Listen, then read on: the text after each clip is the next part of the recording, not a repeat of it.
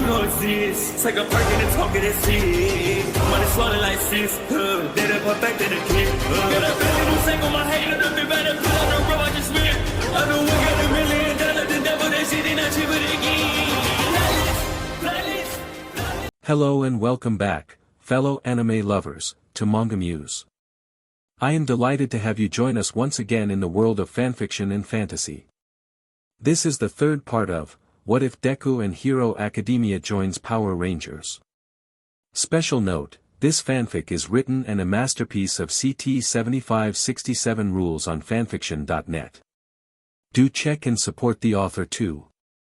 Now smash the like, share and subscribe button for more. Also press the bell icon so that you never miss such great parts. Thanks for the introduction. Now let's dive into the world.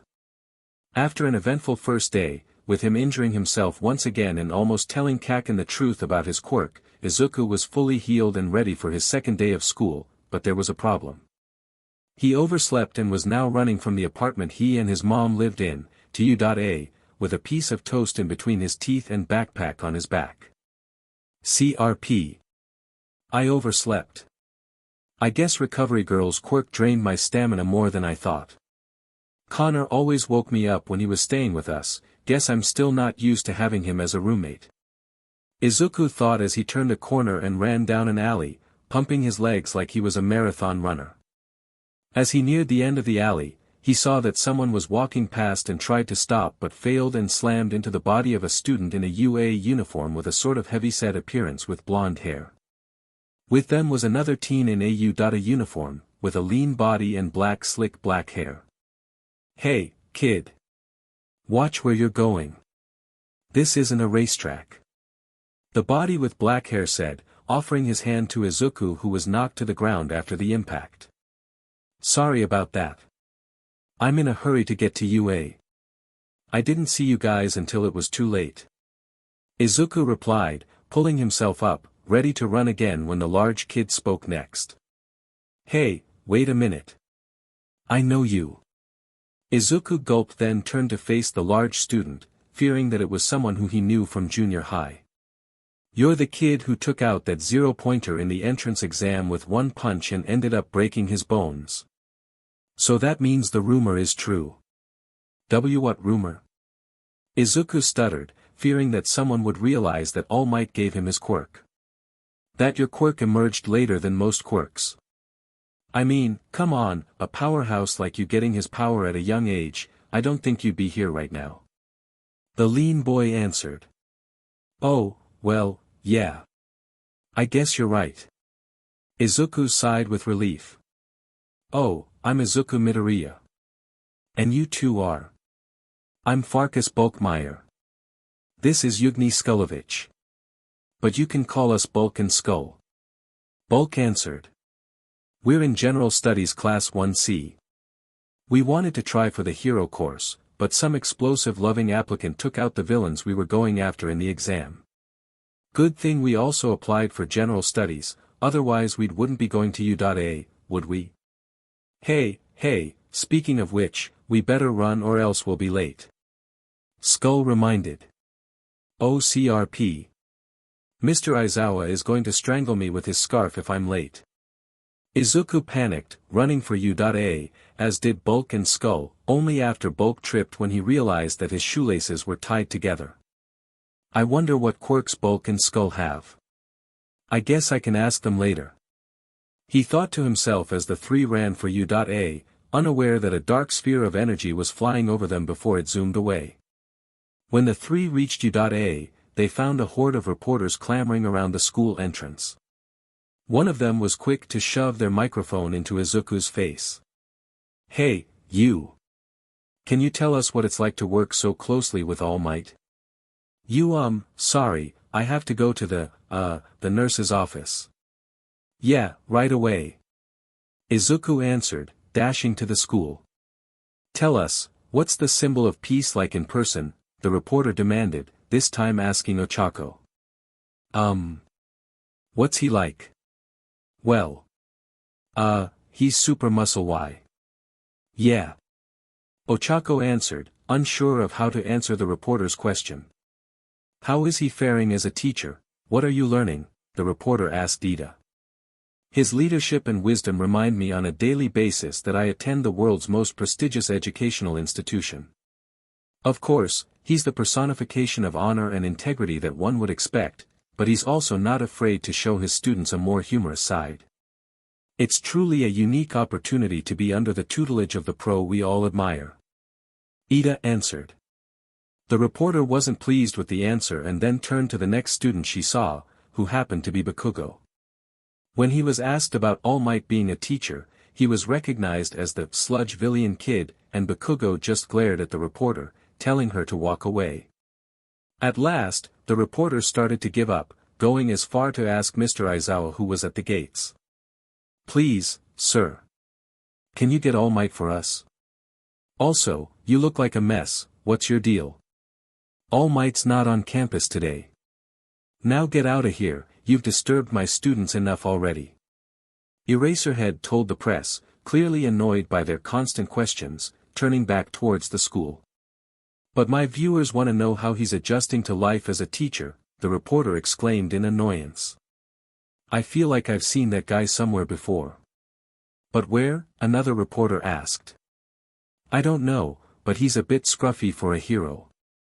The female reporter said. How does All Might ever get anything done with this media circus stepping on this cape? Good thing they aren't asking about the Power Rangers. Aizawa thought.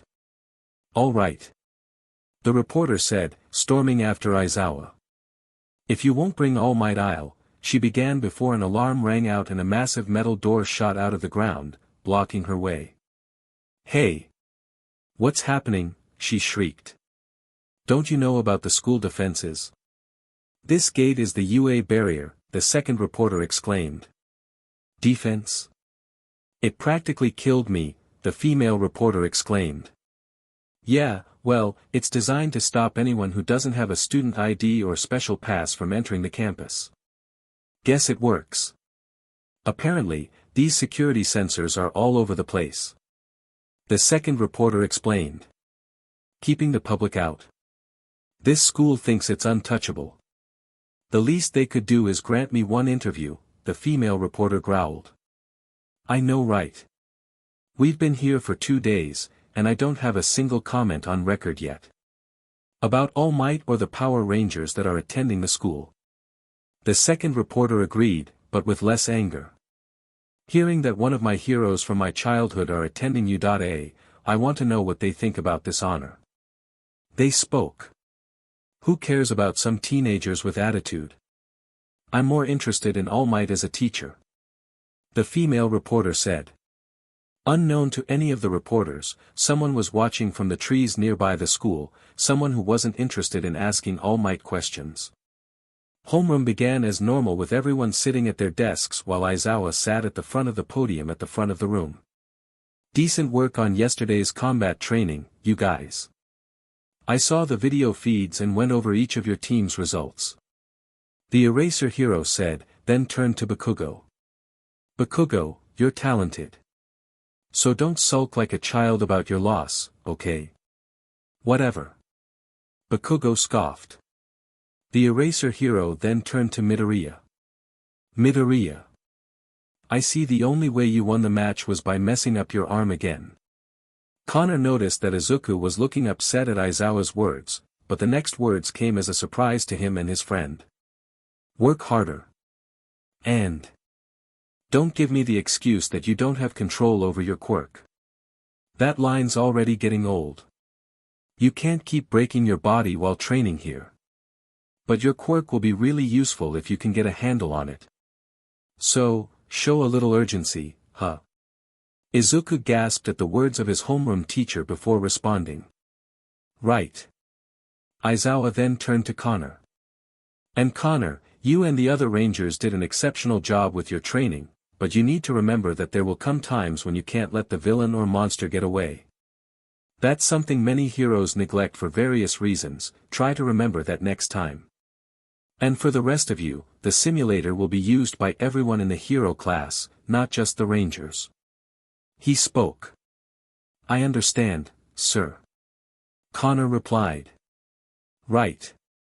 Let's get down to business. Our first task will decide your future. The teacher said. There was a long silence with the students all thinking the same thing, that it was another quirk test, but they were wrong. You need to pick a class representative. Oh, good. Just normal school stuff, the rest of the students thought with a sigh of relief, before they all started to recommend themselves for the position, except for Connor, who was looking over a notebook of his own with the notes on the quirks of his classmates, Hato and Ryukyu. Being the leader of the new team of Lightspeed Rangers was enough for him, and he didn't feel like he was the ideal choice to be the class representative. Silence, everyone, please.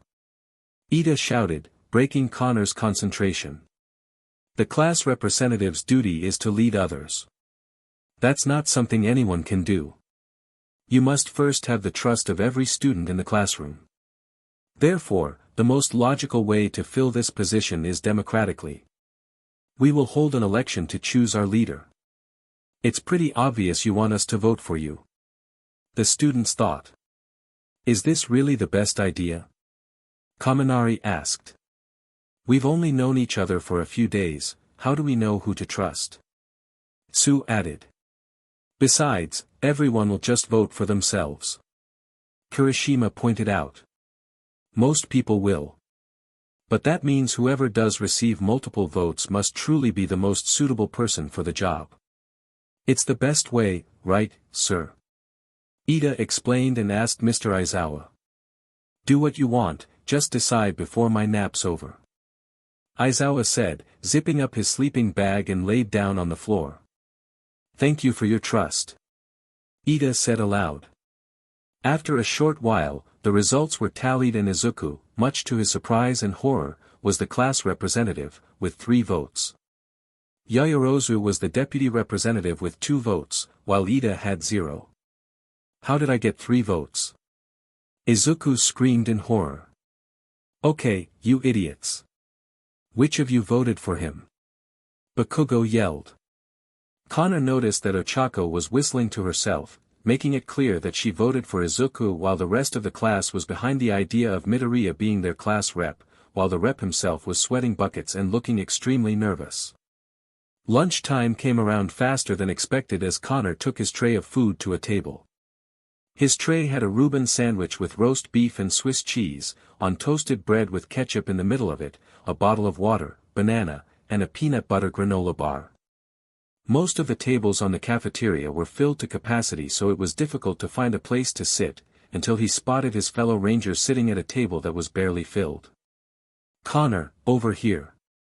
Melissa called out as Connor walked towards the table. Man, this place is crowded like an express train. I felt like I was going to get trampled. Connor said as he took a seat. You do know it's better to get here early before the stampede, right? Lena pointed out. Yeah, but Midnight was trying to offer me extra lessons with modern hero art history, though personally I think she was looking for something else. Connor said with a chill down his spine, remembering the wink the R-rated hero gave him. Thank God I'm not one of those creeps who likes her because of her personality. Well, it could be worse. You could have a teacher trying to hit on you, and that's just wrong on so many levels. Anafni pointed out. It'd be worse if I had a teacher who didn't. Melissa started to say before she saw Bulk carrying a large tray of food walking through the cafeteria and sat down at the same table the Rangers were sitting at, with Skull joining him with another tray of food. Are you sure you can eat all that? I've got to eat this much for my quirk. The hungrier I get, the weaker I am in combat. Bulk answered, scarfing down a cheeseburger in one bite. Besides, I bet you Rangers haven't ripped your clothing every time you used your powers. Yeah, I remember when Bulky here ripped his clothing in grade school and was almost completely naked. Skull said with a laugh, only to receive a glare from Bulk. Hey, I was only joking. It wasn't funny at all. Well, not to me anyway. He clarified. I'm sorry, who are you two again? TJ asked. We're first years in general studies. You can call us Bulk and Skull, it's easy to remember us that way. Bulk answered, munching on a whole pizza which he finished in about 5 seconds. We would have made it to the hero course, but we didn't do too well in the practical exam, but at least we signed up for general studies. Easy there, don't forget to come up for air. Skull told his friend, handing him a bottle of water which Bulk guzzled down in a matter of seconds. He then eyed Melissa. Wow, looks like someone was right. Don't be eyeing my sister like some creep. Connor exclaimed. Whoa, hey. Take it easy. I was only saying that someone was right in saying that the Pink Ranger is the daughter of David Shields. Sure, your sister's cute, but I'm not interested in her. Skull said in his defense, unintentionally knocking his tray into the air, which resulted in the pie on the tray landing on his face. Running his hands over his face, he wiped some of the pie off his face while a few other students nearby laughed. I hate it when that happens. Sorry about that, I get a little defensive when it comes to people eyeing my sister. Let's just say it's got something to do with a few past experiences where some people broke her heart. Connor explained, handing Skull a few dozen napkins which he used to wipe his face. You two seem like decent guys, from what Izuku said. You're Izuku's friend? Well, it's no wonder he was talking like he knew the Rangers firsthand. You must really have a lot of faith in him. Bulk said with a smile. Hey, Skull and I wanted to say thanks for what you did in Hosu. We grew up there after we moved to Japan, and when we heard about what happened, we're glad you stopped that monster. Thanks again. Yeah. Skull added, wiping more of the pie from his face. Got a lot of places in Hosu that meant a lot to me and Bulk, glad those places are still standing. Well, what do you expect from the Power Rangers? Came the voice of Nijire, who had an empty tray in her hands. They don't give up that easy, and no matter how strong the foe is, they'll destroy them. Hey there, Hado. I thought you said you were interning with Ryukyu today. Connor asked the girl he had a crush on. No, silly. That's tomorrow. Nijire corrected with a giggle, taking a seat at the Rangers' table, then spotted Bulk's tray of food. Quick question, do you have to eat that much because of your quirk? Are you like fat gum? She asked. Not like fat gum. But I suppose you could say our quirks are similar. Bulk answered. Just seconds later an alarm rang out. What the heck is that? Level 3 security breach. All students please evacuate the building in an orderly fashion. Came the announcer's voice of the PA system as the students started to panic. From a nearby table, Tenya turned to one of the upperclassmen and asked what a level 3 security breach was. It means someone's managed to get past the school's barriers. This hasn't happened in my 3 years here, the third year answered as he got up and headed for the door. The rest of the student body, however, was in a panic, with everyone trying to shove past another and make their way to the door, causing what some would describe as a gridlock, and resulted in Bulk's tray of food falling on top of him and Skull, burying them under a mountain of food. Everyone was quick to react. As I'd expect from UA students. Ida observed as the mob of students pushed him away from Izuku and Ochako and pressed his face against the window. Who in the world could have trespassed onto campus grounds? He soon had his answer and saw that it was the press, who had somehow managed to get past UA's defenses and onto the campus, already asking questions of Present Mike and Eraserhead about Allmight being a teacher. I was afraid it was some kind of attack on the school, but there's no need to worry, everyone. Ida shouted, but no one could hear him over the shouts of shoving. Where are the teachers? Why aren't they taking control? Am I the only one who realizes everything's fine? There's no reason for us to be panicking. Ida thought. A yelp from Ochako caught Ida's attention as the gravity quirk user was slowly being consumed by the tidal wave of students. Tenya, help me, she called out, trying to reach out for Ida, who started to move along the window. What would Midoriya do? Or my brother? Or Connor? How would they handle this? Ida contemplated, then spotted Connor and the other ranger standing on one of the tables. This gave Ida an idea. I have an idea, he shouted to Ochako, who was confused. Touch my hand. Make me float above everyone else, he exclaimed to Ochako, who understood what he was planning. Once she touched him and he was above the other students, Ida pulled up his breathe legs and activated his quirk. I need a place where I can get everyone's attention, he thought. He soon found the ideal space and activated his quirk, sending him tumbling to the wall above the exit, where he slammed into the wall, making a familiar pose. This is it. Be concise, clear, and confident. Make an impact, he told himself mentally, then took a deep breath. Listen up, everything is okay. It's just the media outside. There's nothing to worry about. Everything's fine. We're UA students. We need to remain calm and prove that we're the best of the best, he shouted, finally calming down the students just as the police and an SUV belonging to the Silver Guardians arrived to escort the media off the school grounds. The only injuries from the commotion were Bulk and Skull getting semi-trampled on by the stampede, which resulted in them being taken to the nurse's office by one of their fellow students in general studies by the name of Shinso. After the incident, Midoriya decided to relinquish his position as class representative to Ida. He was able to capture everyone's attention and get us in line. So, I believe that he should be the one leading our class from now on, he reasoned.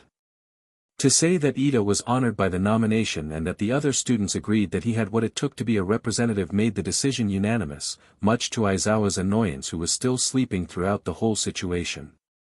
The rest of the day ended without incident, as Connor knelt down in front of the wrecked part of the wall, picking up a piece of the rubble. From what he gathered, there wasn't anything out of the ordinary, but it made him worried. I see that the Rangers are also concerned about this. Came the voice of a certain hero dressed in a space suit. We'd be lying and say that it didn't bother us. Lena pointed out. This isn't something that just happens. I agree with Ms. Earhart. Nizu spoke. How were ordinary members of the press able to bypass our security systems? Someone else must be behind this. A villain actually managed to infiltrate our school. But was this purely a show of power or a declaration of war? This feels like the opening act. TJ said. I agree. That's why I've contacted Commander Collins and Captain Myers of the Silver Guardians to assist in a matter of great importance. I need to ensure the safety of the students, that is my #1 responsibility as principal of the school. The rescue morphers beeped as the Rangers answered them. Rangers. I picked up a strange energy signature in the forest 20 miles outside of Mustafa City. I can't pinpoint the exact location, but I need you to investigate the disturbance. It could be Olympus and we can't ignore this. Mondo informed them over the communicator. Got it, document. We'll check it out. Connor replied. He then turned to Nizu, the hero in the space suit and Midnight. Duty calls. I understand, Mr. Grayson, please be careful. Nizu told the Rangers as they climbed into the waiting rescue rover and sped away. At the same time, at the Shizuoka airport, passengers disembarked from the flight that had just landed from Angel Grove. Among the passengers was a 16-year-old American boy with brown eyes and brown hair with red streaks. He wore a green and gold tracksuit and white sneakers. As he stood waiting for his luggage, he spotted a news report about the break-in at UA, along with the theory that it had to do with All Might becoming a teacher at his old school, with few mentions of the Lightspeed Rangers and their recent exploits. Sounds like some people still don't take the Rangers seriously, not like they used to in the old days. The boy thought before he collected his bag, unzipped it, and checked for a glint of gold. Good, it's still here. I can't let this fall into the wrong hands. If what I was told is true, then we're going to need all the help we can get. With his bag over his shoulders, the boy hailed a cab which then drove away from the airport.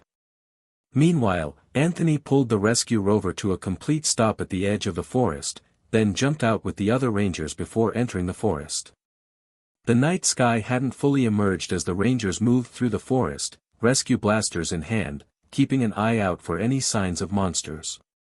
So, what kind of energy do you think the doc picked up? Anthony asked. Honestly, I've got no clue.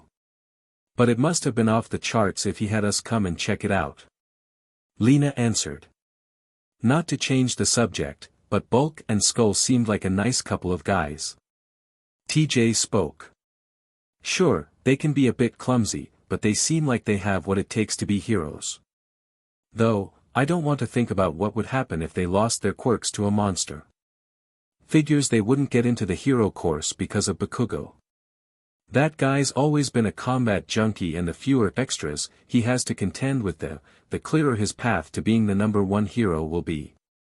Connor said, lowering his blaster as he checked behind a bush for any signs of the enemy. He reminds me a lot of the people who caused you to get a lot of detention back in the States. They got away with bullying you while you were the one who got detention. Not to mention several bruised ribs and few black eyes. Melissa reminded her brother. Thanks for the memories. Connor deadpanned. The Rangers continued to search through the forest but found nothing as they came into a clearing in the middle of the forest. This doesn't make any sense. We should be right on top of the energy source but haven't found anything. Maybe the dock scanners were faulty. Lena suggested. I don't think so.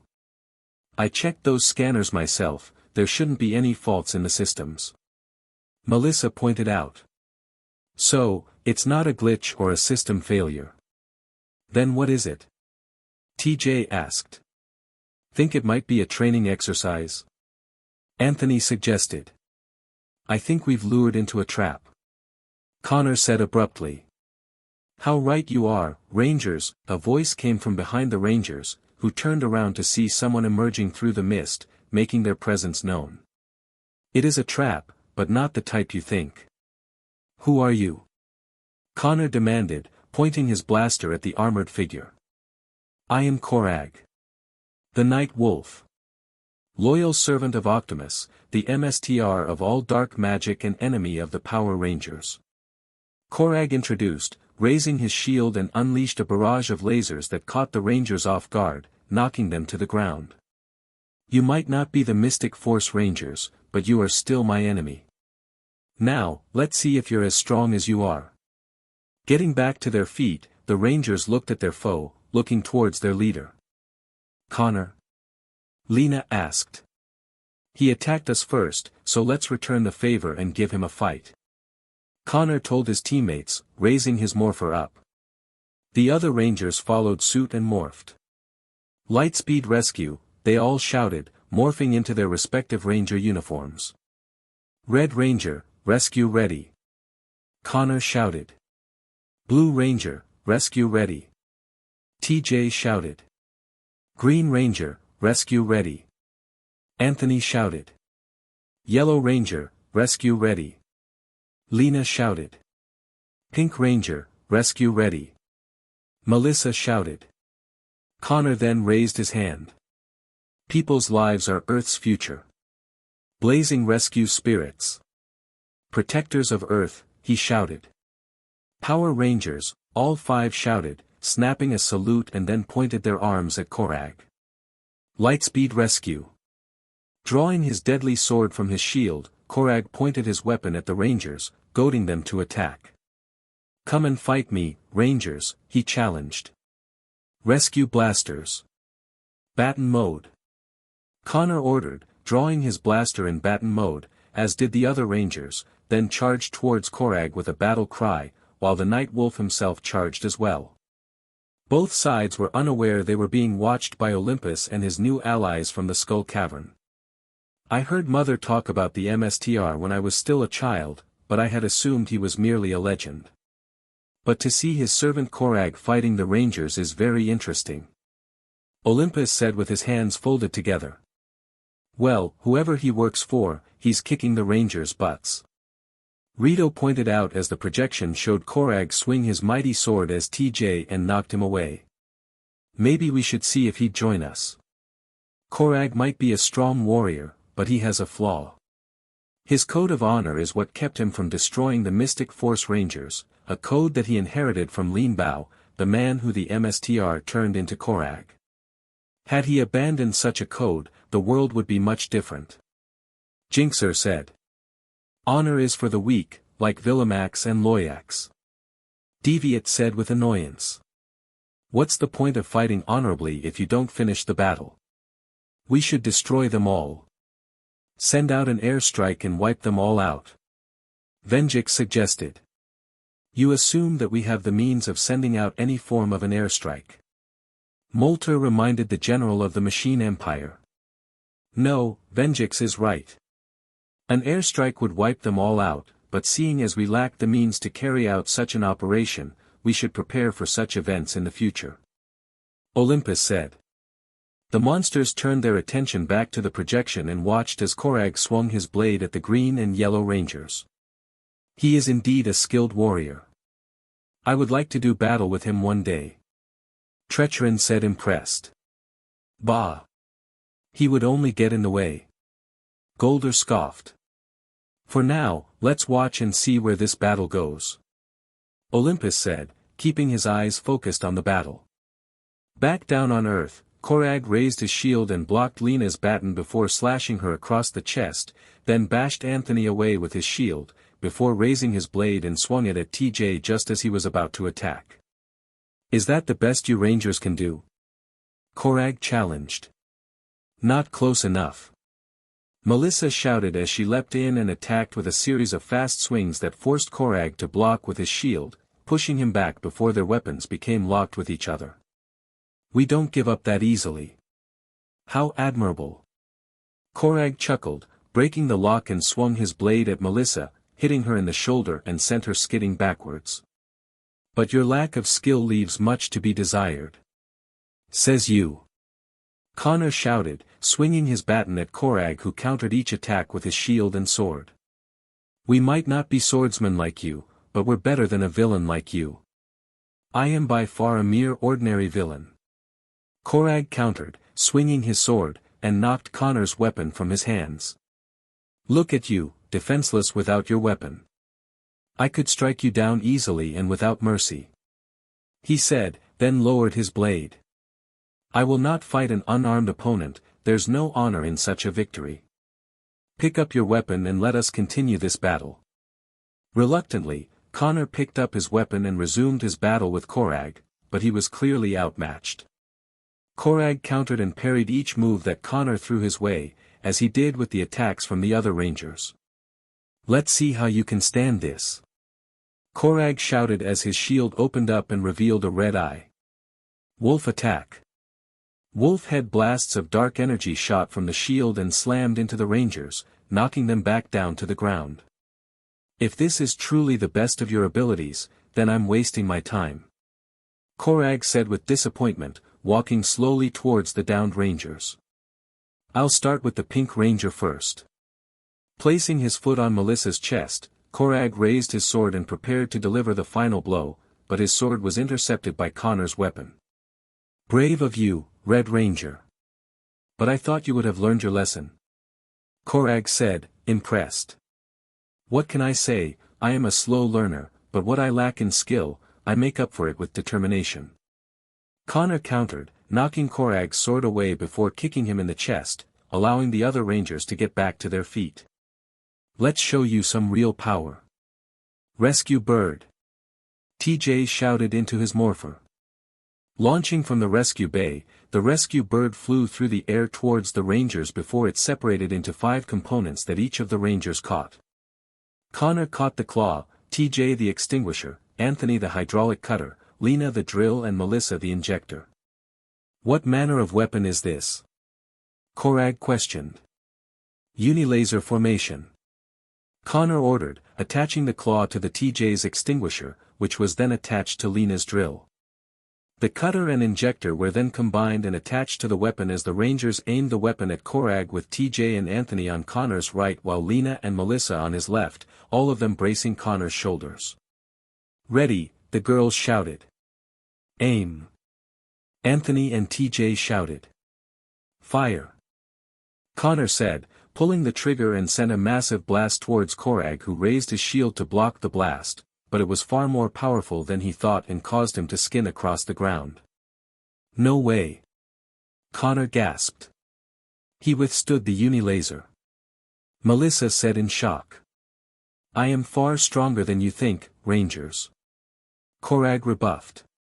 Now, let's take this to the next level. Leaping into the air, Koragg called on his powers and cast a spell, creating a dark portal. Youth Mayhor, he shouted and grew to gigantic proportions. But he wasn't done yet, another dark portal opened up as Koragg casted another spell. Youth Mayhor Catastros. Rising up from the circle was the legendary black and grey horse known as Catastros joined his MSTR's side. Now, old friend. Let's show these rangers what true power is. Koragg told his companion as he leapt into the air and chanted another spell. Youth Mayhor Ultimas. Catastros' body shifted and formed a set of limbs, back and a glaive weapon, allowing Koragg to merge with his mighty steed as his shield formed the chest of his personal Zord. Centaurus Wolf Megazord. Koragg announced, glaive in hand as he looked down on the Lightspeed Rangers. Looks like we got to take it to the next level. Connor growled, raising his morpher to his face. Rail rescues. On track, he shouted. Launching from the rescue bay, the rail rescues flew down the tracks before coming to a stop in the forest, allowing the Rangers to deploy the rescue Zords, which they quickly combined into the Lightspeed Megazord as they and Koragg stared at each other. Let us see which is stronger, my dark magic or your technology. Koragg challenged. You want a fight? Well, now you got one. Lena acknowledged. Let's do it, guys. Connor exclaimed as the two Megazords charged towards one another. Swinging his massive glaive, Koragg struck the Lightspeed Megazord in a non-critical area, knocking it back a few inches, but the Rangers stabilized their Megazord and punched Koragg in the chest, followed by a few quick chops that forced Koragg back. My magic is far stronger than your technology. Koragg scoffed, as a pair of dark purple beams shot from his chest and slammed into the chest of the Lightspeed Megazord. Sparks erupted within the cockpits of the Rangers' Zords as they stumbled back. You might use magic, but you can't use it for everything. Connor shouted, pushing the controls forward and attacked. Ladder Bomber. The arms of the Lightspeed Megazord rotated before launching towards Koragg with a bombardment of punches that forced him back into a small mountain nearby. He didn't like that. Connor exclaimed. Let's go for a flip. TJ quipped and pushed forward on his controls, sending the ladder arms down to the ground, then back flipped like a Ferris wheel, kicking Koragg just as he returned to his feet. Your carnival tricks won't be enough to defeat me. Koragg boomed, launching another barrage of dark purple beams towards the Lightspeed Megazord, followed by a barrage of wolf-head-shaped blasts that knocked the Megazord to the ground. All five Rangers cried out as sparks erupted once more from the cockpits of the rescue Zords, as Koragg slowly walked over to them. You call yourself Rangers, but I haven't seen anything that would make me consider you worthy opponents. Koragg scoffed, his glaive in hands. As the fight continued, the teenager from earlier noticed a news report on the ongoing fight from his apartment a few kilometers from UA. Looks like trouble. He grimaced, reaching into his bag and pulled out what appeared to be a large golden belt buckle with coin that depicted the emblem of a legendary warrior. Back in the forest, the Lightspeed Rangers brought their Megazord back to its feet as Koragg readied himself for their next attack. He's just too strong for us. Anthony pointed out, noticing the amount of damage the Megazord has sustained. I hate to say it, but we might have bitten off more than we can chew. Lena added. We're not out of the fight yet. We still got plenty of fight left in us, so let's show Koragg what we've got. Connor shouted. Lightspeed Megazord Saber, activate. Connor shouted, pulling the trigger on his controls. Emerging from the Megazord's belt was a slender saber with a golden hilt and the Lightspeed symbol in the center of the hilt, which the Megazord grabbed. Come on. Koragg challenged and charged towards the Rangers, swinging his glaive which was blocked by the Megazord saber. Parrying the attack, the Megazord swung its saber, grazing Koragg's shoulder before Koragg swung his weapon, which was blocked by the Lightspeed Megazord saber. Both Megazords fought for control, knowing that only one of them would be able to make a counterattack. Koragg emerged the victor and knocked the saber away from him and slashed the Lightspeed Megazord across the chest. Impressive, you face a superior opponent, but you continue to fight on despite your lack of skills. I take back everything I said about you Rangers, you are worthy warriors, but now it's time to end this battle. Dark magic spell seal. Koragg shouted, rotating his glaive in a half-turn circle. Koragg began to summon a purple seal. Sword, invoke the light, the 5 rangers shouted as the megazord spun its saber around as a fire burned behind it, creating a circle of fire. Victory prominence. They shouted at once, swinging the saber through the circle and slashed Koragg as he unleashed his own attack. Both attacks made their mark, but Koragg's armor was more durable than the rangers thought as Koragg's attack made a direct hit on the lightspeed megazord, knocking it to the ground as sparks flew from its chest. In the end, your attack proved useless. But you fought admirably. It's such a pity that you won't become stronger. I would have enjoyed seeing how powerful you'd all become. Koragg stated, raising his glaive to deliver the finishing blow. Controls aren't responding. Connor exclaimed, bracing himself for the hit, but it didn't come. To his surprise, the sound of flute echoed around the forest, followed by the sounds of metallic feet stomping towards them. What the? Who's playing that flute? Melissa asked. It's not me. TJ clarified. Is it Skull? Lena guessed. No, it's not Skull, but, wait. Look there. Anthony called out. What manner of beast is this? Koragg shouted as the mighty Dragonzord arrived, swinging its tail at Koragg who blocked the tail with his glaive. A dragon? Missiles shot from the Dragonzord's fingers, hitting Koragg as it stood in front of the downed lightspeed megazord, roaring and ready for a battle.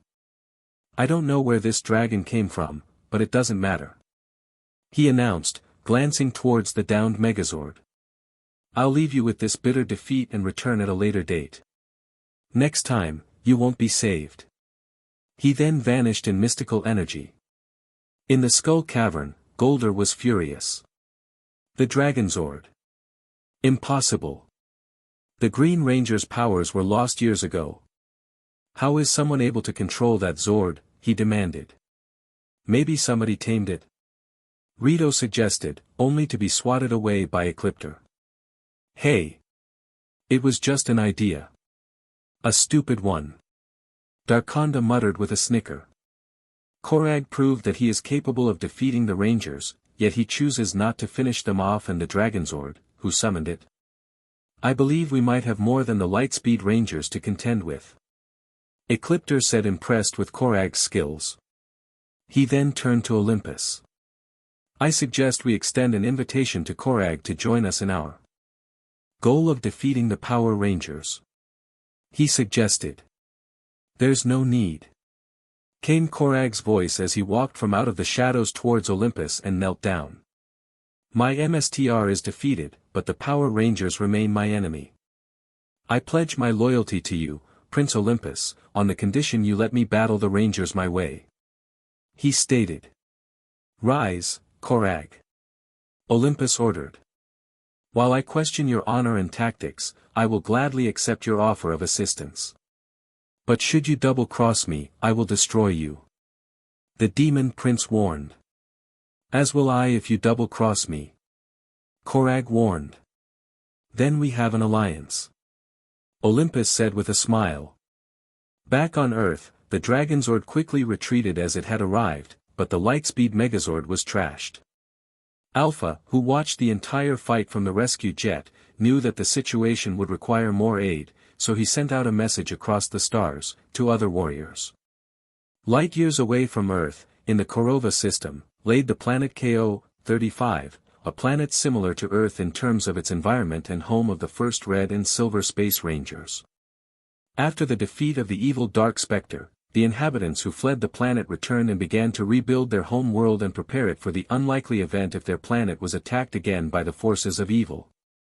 Using technology from captured or destroyed velocifighters, KO-35 developed one of the universe's most powerful planetary defensive forces, with their fighters resembling old F-4 Phantoms, F-5 Tigers, and other aircraft from Earth, as part of their partnership with Nasada after their planet was reclaimed.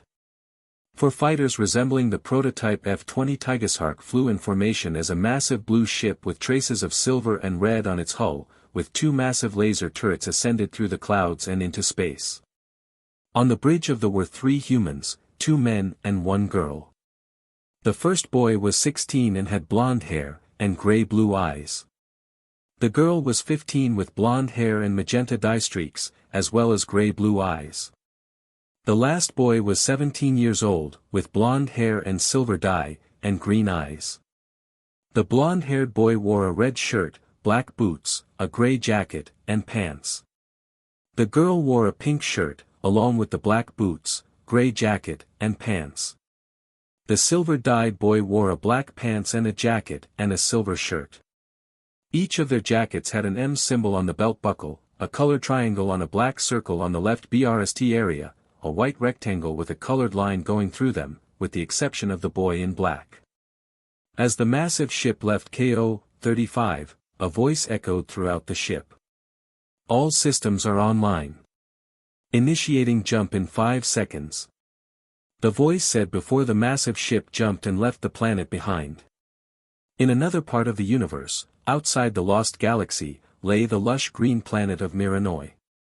Once a planet of nothing but jungles, a large city had been built in the jungle of the planet by both the planet's inhabitants and the colonists of Terra Venture along with the former slaves of the evil Captain Mutiny from the Lost Galaxy. Like KO-35, the planet had an impressive defense force, consisting of the same fighters that were built by KO-35 and trained by the forces from KO-35. In a remote area of the jungle, a boy of 15 with brown hair and blue eyes approached a set of 5 sabers embedded in stone. Grabbing the saber with the head of a lion in the center of it, the boy pulled the saber from the stone, looking at it for several moments before he mounted his horse and rode back to the city, just as the massive spaceship landed at the spaceport. "You guys got the message too? Looks like something's happening on Earth. Wonder how much it's changed," the boy asked. "Whatever it is, we received a message from Alpha. It must be very important if he used that signal after all these years."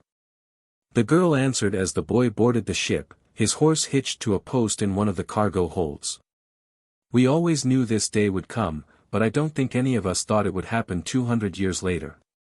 "Well, we're not going to get answers by just standing around, sis," the blonde-haired boy said as he joined the other two. "Deka, set a course for Earth and power up the Simu deck. We'll be training before we arrive on Earth." "Affirmative." Deka replied as the massive ship left Miranoi, then jumped to Earth. Back on Earth, the early morning sky rose over the ocean as Dr. Tatsumi and Jessica looked at the damaged rescue Zords. The battle against Koragg damaged the Zords more than they expected and several systems needed repairs. Never in my entire life had I ever expected to see the Lightspeed Megazord so damaged from a single battle that I'd almost consider scrapping it. Jessica sighed, holding a burned-out circuit board in her hands. "Koragg was stronger than I originally thought, but I didn't think he'd return." "Doctor, do you think he's joined up with Olympus?" "It's possible," Mondo said, stroking his beard. "But I'm more concerned about that other demonic energy we detected before the Hosu incident. It could be another demon or even the queen herself, but it appears to be focused outside of the city, far from the population. Perhaps, a certain demon has also returned to the mortal world with a purpose of their own," he theorized.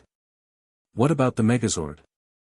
It will take a long time to repair it and the Rangers can't wait that long if another monster grows," Mint pointed out. "Then it is fortunate that we've acquired the Zords built by Hartford Industries.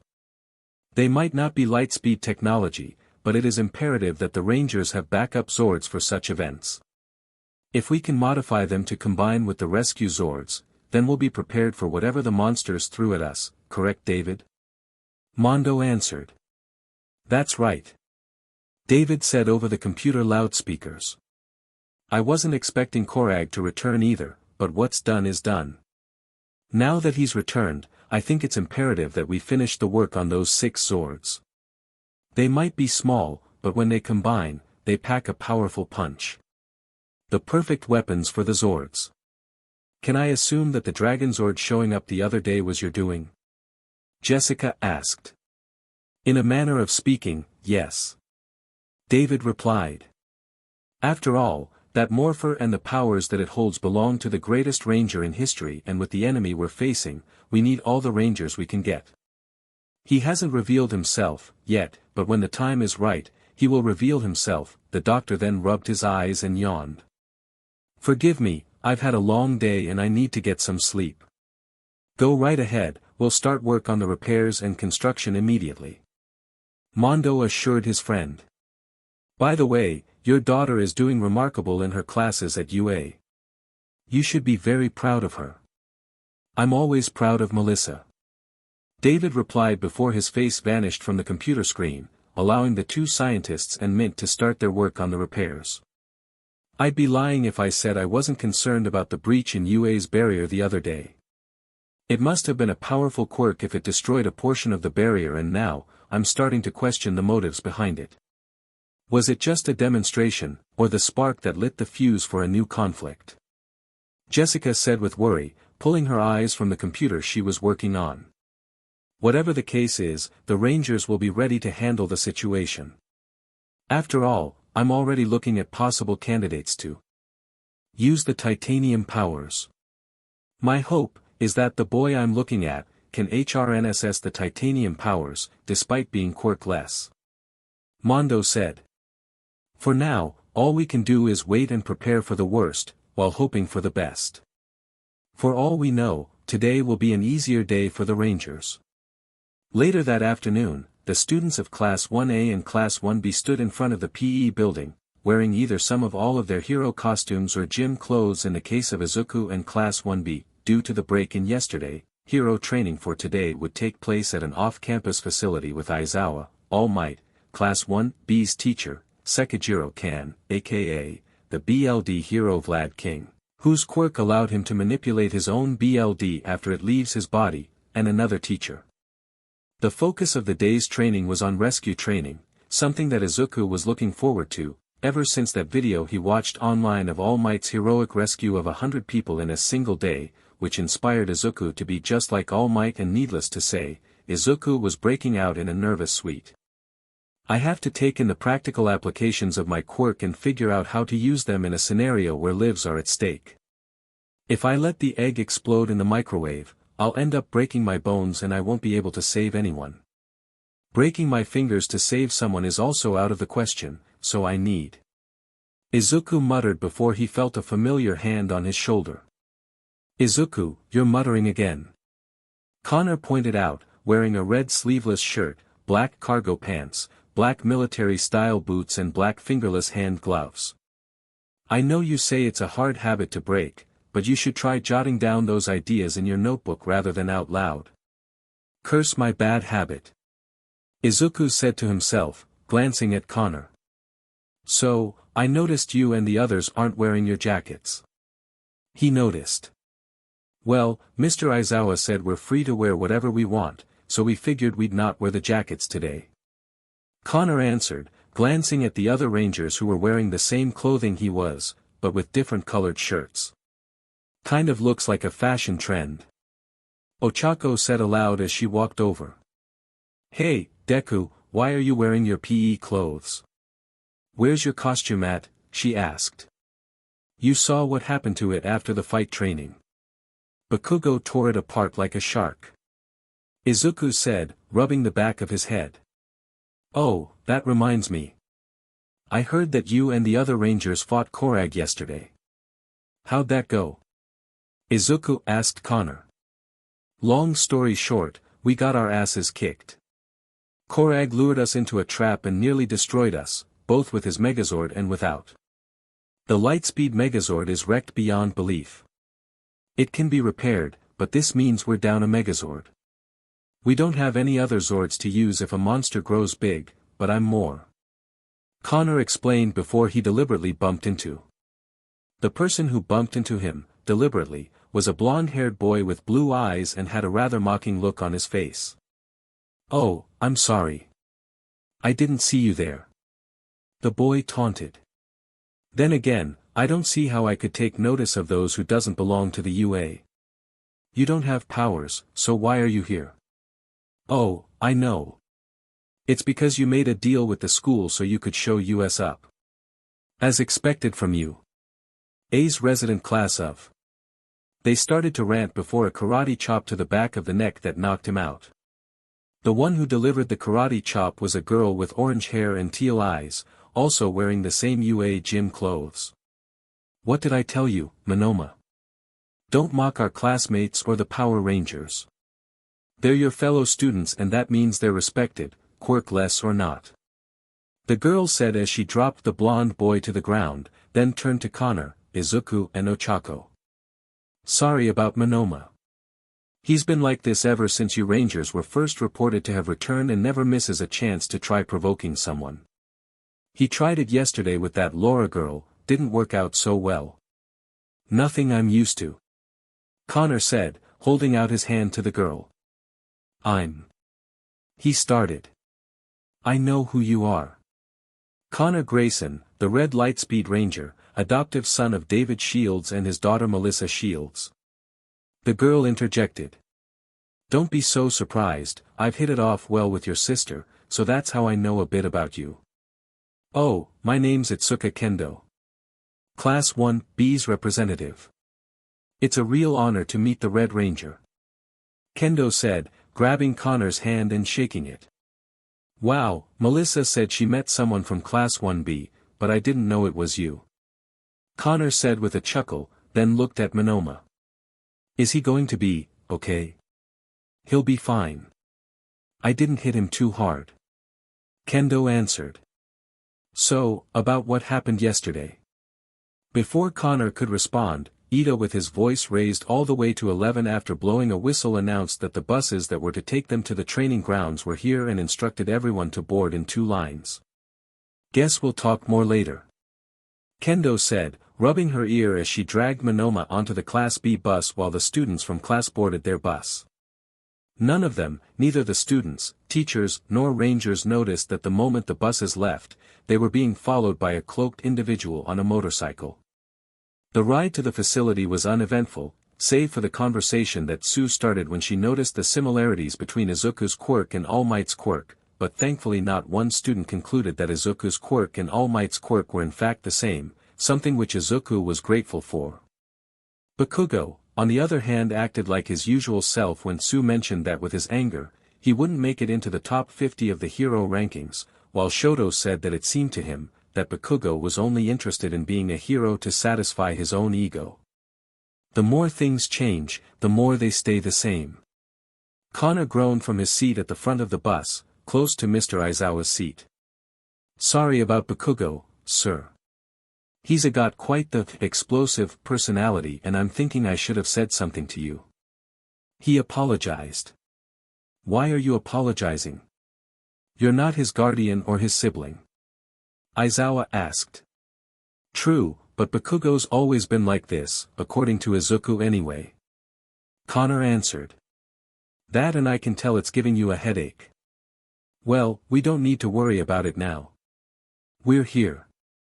Aizawa said, as the buses pulled to a stop in front of a dome-shaped building. Everyone, shut up and get in line, the teacher ordered as the students quickly quieted down and exited the bus.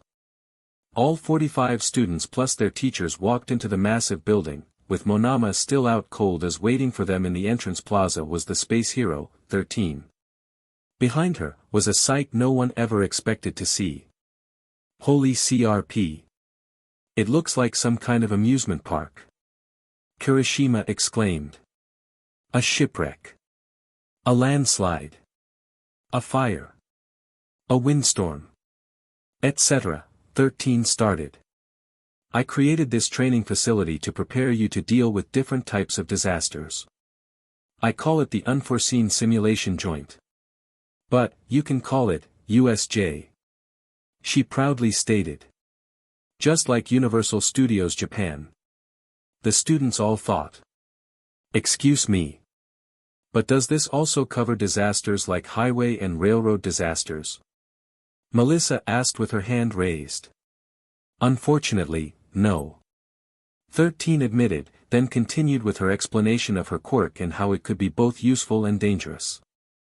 As she talked, Izuku noticed that All Might wasn't present, and from what he saw, it appeared that All Might overdid it on the hero work in the morning. All of you students need to remember one crucial part about being a hero. Vlad shouted. While we also fight villains, it's important to remember that heroes also save lives. While some of your quirks may be better suited to combat and others are better suited for rescue, all heroes must adapt to their situations. Not everything can be solved with fighting. Why the hell not? Bakugou shouted, as if Vlad was talking specifically to him. Settle down, Bakugou. Aizawa scolded, getting Bakugou to grumble. Right. Now that's over. He started to say when he noticed a flicker of light in the air, then turned around as appearing below them in the plaza was a large black portal, from which a man with several disembodied hands on his face and upper torso emerged, followed by multiple people. Whoa, what is that thing? Has the training started already? I thought we were rescuing people. Kirishima asked. I was going to ask the same thing, one of the Class B students groaned aloud. He had chin-length, messy gray hair, which was rather peculiar in the fact that it never changed shape, black eyes that were tilted dramatically inward, each of which was lined with a very thick, and jagged tan-colored substance, no eyebrows, but like Kirishima, had several rows of sharp, pointed teeth. Stay back. Aizawa shouted urgently as he and Vlad stood in front of the students. This is real. Those are villains. The students gasped while the rangers scanned the crowd of villains for any signs of a monster, but spotted none, save for a villain who looked to be the one who created the portals who could be a demon. The only real heroes I see are 13, Eraserhead and Vlad King. Perplexing. According to the schedule we retrieved from UA, All Might should be here as well. The portal creator noticed. So, you scumbags used the press as a cover and sneaked onto the campus. Aizawa realized. Where is he? The hand guy asked. I went through the trouble of bringing so many friends who are eager to meet him. They want All Might. The great symbol of peace. I can't believe he's not here. Maybe if I kill a few kids, he'll come out to play. Those words made the BLD of the students run cold. Their training at rescuing people from natural disasters was interrupted by actual villains, with actual quirks, who actually wanted to kill them. Bakugou found the whole idea exhilarating and was ready for a fight. Oh, Bakugou's got that look. Connor told the other rangers, while he focused on the bird-like villain with the exposed brain that was standing by the guy with the hands. What look? Lena asked. The look that says, now I can kick someone's butt. He's always eager for a fight. Connor sighed. He gave me that look quite a few times. But these are real villains. How could he be eager to fight so many of them? And how could so many of them get into a UA facility this secure? Kirishima asked. Is the entire campus under attack? Shoto questioned. Or is this their only target? Either way, if the alarm sensors aren't being triggered, then one of these villains must have a quirk that's masking their presence. They carefully chose this isolated facility as an entry point at a time when a class was being taught. They're fools for trespassing here, but they've thought this out. Whatever their plan, they must have a concrete objective in mind. But what is it? Aizawa. Vlad said. I know. The eraser hero replied and turned to 13. 13, get them out of here. And alert the main campus. Actually, if they've got the ability to block our sensors, they might be jamming our regular communications too. Kaminari, try using your quirk to contact the school. Aizawa ordered, glancing at the electric quirk user. On it. Denki acknowledged. What are you gonna do? You can't fight them on your own. There's too many of them. Even if you can nullify their quirks, your fighting style's not suited for this. Your power works best in stealth and one-on-one fights. That's not going to help with a group. Izuku said to his teacher. He's right. Mr. Aizawa. You need our help. TJ said in agreement. You can't be a pro if you have only one trick, and I refuse to let any of my students get hurt by these villains. Aizawa said, pulling down his goggles and grabbing his scarf, then glanced at the rangers. You might be Power Rangers, but you're still students and under my care, and I won't let you fight.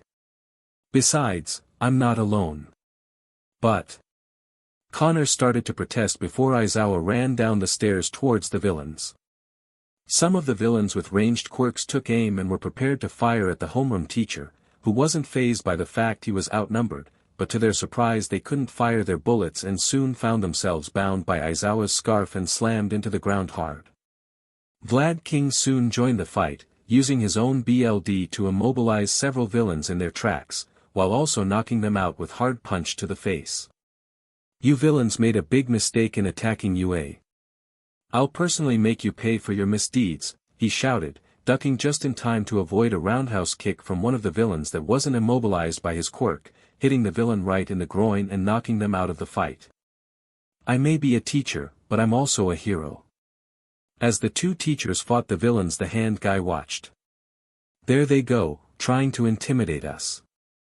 They are strong, and since Eraser's hiding behind those goggles, we can't tell whose quirk he's erasing.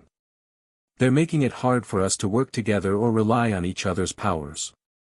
They observed as several villains groaned when they were thrown to the ground. How annoying. The worst thing about dealing with pros is when they live up to all their hype. Whoa. Izuku said in awe as he watched from above. I guess I shouldn't have underestimated him. Analyze later. We need to get the hell out of here.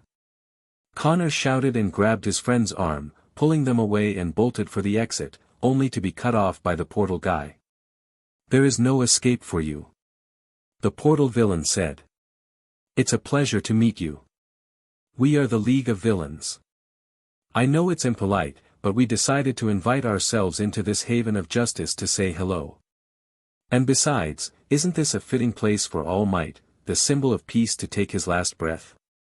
I believe he was supposed to be here today, and yet I see no sign of him. There must have been some sort of change in plans we could not have foreseen. Ah, well, in the end, I suppose it doesn't matter. I still have a role to play. The portal guy continued, only for a few blaster shots to force him back. Well now, this is interesting. The source of the blaster fire was Melissa, who had her blaster in hand and pointed at the portal man. If you think I'm going to let you kill Uncle Might, then you've got another thing coming, she exclaimed. Uncle? The portal man questioned, then chuckled the moment he saw Melissa's morpher. Of course, you're David Shield's daughter, the Pink Ranger. It appears we overlooked the possibility of the Power Rangers being present here. You came an awful long way to be disappointed. Connor shouted. All Might isn't here. So, you're wasting your time. Bakugou, Kirishima, and the eyebrow-less guy yelled, standing in front of the villain. Did you think we were gonna just stand around and let you tear this place to shreds? Kirishima asked with confidence. No one could tell if the portal guy was smirking or grinning, but when Kirishima, the eyebrow-less guy, and Bakugou attacked, none of their attacks fazed him. You live up to your school's reputation. But you should be more careful, children. Otherwise, someone might get hurt. The portal villain warned as the misty body transformed into misty tendrils. I'll scatter you across this facility to my comrades and your deaths, he shouted as a dark storm blew past the students and 13. Izuku closed his eyes for a brief moment when the wind blew past him, and when he opened them, he found himself falling to the ground and screaming loudly. CRP. CRP. CRP. CRP. CRP, he shouted as the ground came nearer and nearer. Closing his eyes, he braced himself for a painful death, only to find himself caught in the large hands of Kendo. Hey! Midoriya. Are you okay? Kendo asked as she lowered her enlarged hands, allowing Izuku to put his feet back on the ground. Why yeah. Thanks. Izuku stuttered. I think that portal guy scattered us all over the place. she said, noticing the area they were sent to was a forested area. I don't see anyone else, so I think it's just the two of. Kendo started to say before a voice echoed from above. Look out below. Connor shouted as he flew through the air and landed in one of the nearby trees while Melissa landed on her feet. That was not on my agenda today. Flying through the air by a gust of wind was not planned.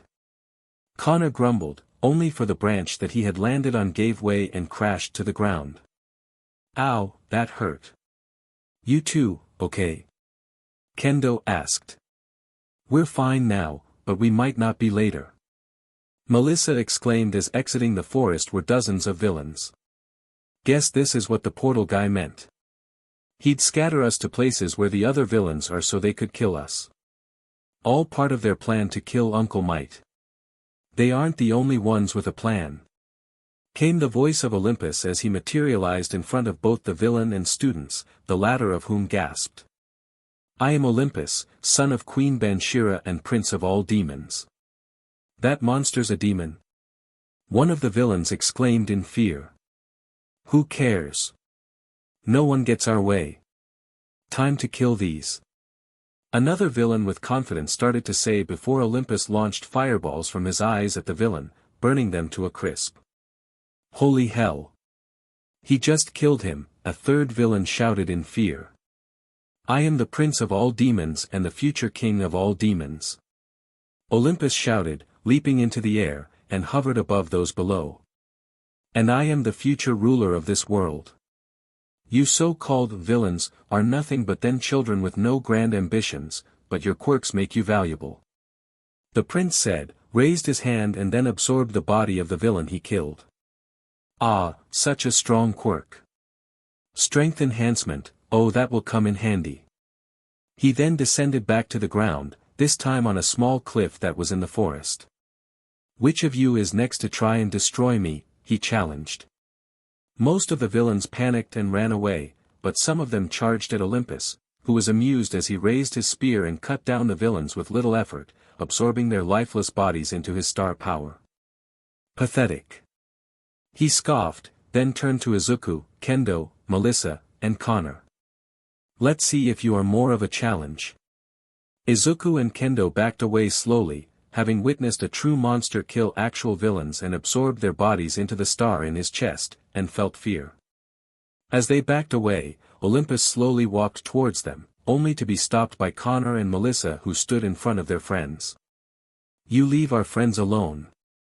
Connor shouted. We won't let you kill them. Melissa added. You two rangers against me? Ha, I find that laughable. Olympus cackled. If you wish to fight me, then go right ahead. You asked for it. Connor challenged. Both siblings raised their hands and morphed. Lightspeed rescue, they shouted and morphed into their ranger uniforms, taking a fighting stance. Give it your best shot, rangers. Olympus challenged, still eyeing Izuku and Kendo. Here's a little something for your friends to deal with. Snapping his fingers, a group of batlings appeared all around Izuku and Kendo, but they weren't alone. With the batlings were the gray rock-like creatures. What the hell are those things? Kendo shouted, raising her hands defensively as the creatures surrounded her and Izuku. Putty patrollers. Izuku exclaimed. They're Rita Repulsa's foot soldiers. I thought they were destroyed. How did Olympus get his hands on them? Ha ha ha. You really think I would use only demons? I've gathered allies from all across the universe and revived them to fight you rangers. The strongest warriors and villains ever faced by you rangers. This time, you'll be defeated and at last, we'll have our revenge. Olympus proclaimed, firing a blast of energy into the air, confirming his words. Anthony, Lena, Jiro, and Momo, along with a rather hairy-looking student and one with vines for hair from Class B, had been sent to the mountain zone and were surrounded by both villains, Cogs, Putties, Golder, and Elgar. Shoto and TJ, along with a girl from Class B with dark green hair and eyes were surrounded by Quantrons, Ecliptor and multiple villains in the landside zone while Kirishima, Bakugou, and the eyebrow-less student from Class B were surrounded by villains in the ruins zone. As you can see, we've prepared for such an occasion. None of you will escape. Olympus said. Our classmates. Izuku gasped. He's got them surrounded. Kendo muttered. Ecliptor, Elgar, Golder, they're alive. Melissa gasped in shock. So, you brought back some dead guys, big deal. Connor shouted towards the demon prince. I don't care if you got the actual demons of the Ars Goetia on your side. You'll never beat us, we'll always be there to fight for what's right. He then charged forwards and drew back his fist, but Olympus caught it and kicked him away. Pathetic. Destroy them. Olympus ordered his soldiers who rushed in to attack their enemies. One of the putties swung its right hand which was encased in a large rock ball at Kendo, but she kicked the feet out from underneath the creature and punched it in the chest with an enlarged fist. Another swung its razor-sharp blade at her, but she ducked down just in time to only lose a few strands of hair, kicking it backwards, during which she noticed Izuku wasn't using his quirk. Midoriya. Now would be a good time to use that quirk of yours, she shouted. This would be the right time to use one for all, if I had any control over it. I'll just end up breaking my bones. Izuku thought, only to take a kick to the stomach from a batling which then tossed him into one of the nearby trees. Why am I just thinking about using my quirk? Connor taught me some basic self-defense moves when he stayed with me and my mom. Raising his arms, he parried the punches from a batling, grabbed it by the shoulders and kneed it in the gut, before tossing the monster away. Another batling fired a blast of energy from its sword at him, but Izuku rolled out of the way before the blasts could hit him, grabbing a rock which he then threw towards the batling whose next blast went wide and slammed into a putty, breaking it into rocks while the batling itself took a punch to the face from Izuku. Why did I forget about the lessons Connor taught me? I can defend myself until I have control over my power. That's the way, Izuku. Connor praised, raising his baton to block the blade of a putty, then slashed it across the chest, quickly raising his weapon as several blades from both putty and batling came down on him, pushing him to the ground if only for a few seconds before pushing their blades up, allowing him to cut them down in a single strike. You're finally using those moves I taught you. Go and show them who's boss. Sprinting towards a group of foot soldiers, he slashed his way through the group with no mercy, then turned his attention to Olympus who was observing the battle. Melissa leapt overhead, firing her blaster at the soldiers below, hitting several of them as she landed, then fired again, taking down more enemy soldiers with precise shots. The batlings were knocked down, while the putties broke into pieces of hardened clay. One batling swung its weapon at her, but Melissa raised her hand to block the weapon, then fired a point-blank shot to the creature's chest, taking it out of the fight. As Izuku kicked away another putty, his mind raced with the words that the rap villain said. They expected All Might to be here, that means they knew our whole schedule and who would be here. They must have gotten into the school's files while we were all stuck in the cafeteria. He thought, but his distraction allowed a batling to grab him by the shoulders and throw him into a tree, hard. As he groaned from the impact, his mind raced again about the current situation they were facing. The teachers were busy trying to get the media off school grounds. That means it's just like Todoroki said. They've been waiting for the perfect time to attack. But what does Olympus want quirks for? Does he plan to use them to revive his mother? Enhance his monsters? There are still too many unknowns. Whatever his plans are, I need to focus on what's in front of me. A pair of putties grabbed Izuku from behind, holding him in place as another putty, this one with blade arm prepared to cut him through, only for Uraraka to appear with a flying kick to the putty's head, allowing Izuku to break free from the grip of the two holding him. Uraraka! Where did you come from? He exclaimed. I got swept up by the gust of wind and landed in a tree. I only just spotted you, Kendo, Connor, and Melissa just now and saw those villains running away. Ochako answered, raising her left arm to parry an attack from a putty. I thought putties were used by the Rita girl and Zed guy. I don't know how Olympus managed to bring these things back, but the villains, Izuku answered, running over to Ochako once he was clear of the enemy. If they're here for All Might, they might have a way to defeat him. They wouldn't have planned this attack if they hadn't. But why him out of all the heroes?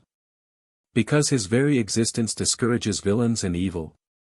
Because he's the one and only symbol of peace and justice, he wondered aloud. Can they really kill All Might? Kendo asked as she ran towards the two of them. Actually, it doesn't matter. I don't care what their reasons are. If they can beat him, then we have to stop whatever it is these guys are planning. We have to work together and keep All Might safe. No one at UA knows what's happening. This is up to us. Let's be heroes. Izuku said with determination, getting Kendo and Ochako to nod their heads in agreement before a group of putties attacked them. Landslide zone. Ecliptor parried a strike from TJ's baton, allowing the green-striped villain to slash him across the chest while the green-haired girl, Setsuna Tokage, flung pieces of her body towards a quantron, knocking it to the ground hard, but one of the silver-armored soldiers swung its Q-blade at a piece of her body, destroying it, but thanks to her quirk the piece that was lost quickly regenerated. I didn't expect to be fighting robots today, I was prepared for rescue training, not combat, she grunted, picking up one of the fallen Q-blades and raised it high to block the blade from another quantron, but her weapon was knocked out of her hands. CRP. TJ was flung towards her, clutching the area on his chest where Ecliptor hit him. TJ, she exclaimed and ran to his side, helping him up. You, okay? No, this guy's tougher than history made him out to be. TJ answered. Shoto waved his hand and froze several villains in place. Aren't you embarrassed to lose to a child? For God's sake, you're adults. Put up a real fight. He said, unimpressed by the powers of these villains, then waved his hand again and froze several quantrons in place. Even if they aren't with the villains, it's clear that the plan was to scatter us, and then kill us. They were woefully unprepared. He noted, then turned his attention to another villain, one who soon joined his comrades in ice. In fact, it looks to me as though you've had no training. You haven't the slightest idea how to use your quirks. He said to the villain he just froze, walking over to them. How do they plan to kill All Might? At first, I thought they gathered a force of elite criminals who could simply overpower him. But that can't possibly be their MSTR plan. Most of these villains are low-level thugs. Just pawns, but now we're contending with actual monsters, who clearly aren't working with these villains. He thought. As TJ traded blows with Ecliptor once more and Setsuna flung her body parts at the quantrons, Shoto approached the villain he froze. From what I can tell, there are only 4 or 5 truly dangerous people here. If that's the case, then what we need right now is more information. He thought, then stopped in front of the frozen villain. Listen well. If you stay frozen, your cells will slowly die as your body succumbs to frostbite and hypothermia. He told the villain, who whimpered like a coward. Luckily for you, I want to be a hero. So, I'd like to avoid any unnecessary cruelty. But I can only do that if you tell me how you plan to kill All Might and where Ecliptor came from. That's the only way you'll survive. He demanded. Mountain Zone. One of the villains grunted while Kaminari screamed, running away after the villain tried to kill him. These dudes are terrifying. My whole life just flashed before my eyes, I think I saw the Grim Reaper. What's going on? He shouted in panic as Jiro, Momo, Anthony, and Lena stood with their backs facing the mountain. Could you maybe take it down a few notches? Jiro demanded, holding a short sword in her hands, parrying an attack from one of the villains while Momo batted one away with a staff. Right now, we need to focus on getting away from these enemies. Momo interjected, looking at the large group of villains and foot soldiers, several of which were fighting against Golder and Elgar. Then pull out a weapon for me, too. Kaminari demanded. You're the one with electrical powers. Just zap him so we can run. Jiro reminded the blonde-haired boy. Were you not paying attention during combat training? Some partner you were. I can cover my body with electricity. But if I try to shoot it out, it'll go everywhere. Lina and Anthony can take it, but I'd take you and Yaoyorozu out, not to mention Shiozaki and Shishida as well, or did you all want shock treatment today? Kaminari pointed out. I can't even call for help because there's still interference jamming the signal. I'm counting on all of you. I'm no help in this situation. You gotta get us out of here. You're a real damsel in distress, aren't you? Jiro deadpanned. With a sort of feral roar, the beastly Jirota Shishida lifted up one of the villains and tossed them into a small group of their comrades, but was left wide open when one of the villains, a muscly-looking man with a large blade in his hands, to charge at him. Thankfully, the villain's attack was stopped by a shield made from the vine-like hair of his classmate, Ibra Shiozaki. I am terribly sorry, gentlemen, but none of you will be killing us. It is our job as future heroes to protect our flock from villains like you. Wait. Does that mean you're a shepherd? Elgar asked after teleporting in front of both the heroes and villains in front of him. 'Cause you look more like one those people who'd own a vineyard. You moron. Destroy them. Golder scolded, raising his blade, ready to bring it down on Shiozaki, only for Anthony to block the blade with his baton. Ah, the Green Ranger. Back off, monkey boy. Anthony exclaimed, kicking Golder in the stomach, which knocked him back a few feet. I don't know why you and Elgar are here, but that doesn't matter. Whatever you're after, you won't get it. As Anthony and Golder started to clash blades, Elgar and Lina also started to trade blows. Elgar swung his blade at Lina, but she raised her baton to protect herself, then countered with a strike to his chest, which made its mark. Is that sword made out of playing cards? What are you, a card shark? Lina questioned. What? Do I have a fin or gills? I'm a mutant, ranger, and proud of it. Elgar shot back, pushing Lina's baton away and slashed her shoulder. Besides, I'm a better pilot than most of the baddies that Olympus brought back, and that's not counting the 2 that fled after he said we'd go after kids with strong quirks. You're a despicable creature. Targeting the young and helpless like you're some kind of pirate. Shiozaki shouted as she helped Lina up. Listen, sweet cheeks, I like pillaging and plundering. If I got to go through a few kids, I'll gladly do it. Elgar laughed, then rushed the 2 girls, but was tripped up by Shiozaki's vines, which sent him tumbling off the mountain. Oh, come on, he shouted as he rolled down. Kaminari watched as Elgar tumbled down the mountain, leaving him distracted as one of the villains who tried to punch him, and stumbled back towards Jiro. New idea. You're my human stun gun. She said, kicking Denki towards the villain, who he then electrocuted, much to his surprise, and then assured that he had everything under control. You are exhausting. Jiro groaned. Her focus on Kaminari was short-lived as she spotted a villain using his quirk to throw a large boulder at them, but quickly plugged her jacks into her boots and sent a powerful soundwave attack that not only shattered the boulder, but sent the villain's fist into Kaminari, giving the villain a shock, then a third one that Momo caught with a net. You're lucky that worked out so well. Momo said. I'm sorry. Next time I'll ask before saving our butts. Jiro retorted. A cog was thrown into a group of putties by Shishida, knocking them down before a hairy fist slammed into the face of villain, knocking them out. All my life, people have called me a beast because of my appearance. Now, I'll show these villains that this beast is a hero. Shishida roared, leaping into the air, and landed on a cog, punching it in the face several times. Hey! Shishida! Get your butt over here unless you wanted to get shocked. Jiro shouted as a villain tried to get the drop on her from above, only to be kicked away by Momo. It's ready. Momo grunted as coming out of her back was a large sheet of insulation, 100 millimeters thick.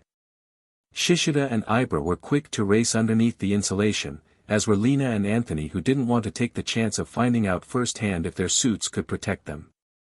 Heh. Badass. Kaminari smirked, then turned back to the villains and foot soldiers. Now I don't have to worry about hurting my friends. You guys are fried. Indiscriminate shock 1.3 million volts, he shouted, channeling his electricity into his hands, then released it into the ground. Golder saw what Denki was up to and quickly flew away, while the villains were electrocuted and rendered them unconscious. Now then. I'm worried about the rest of our classes. We should find them right away.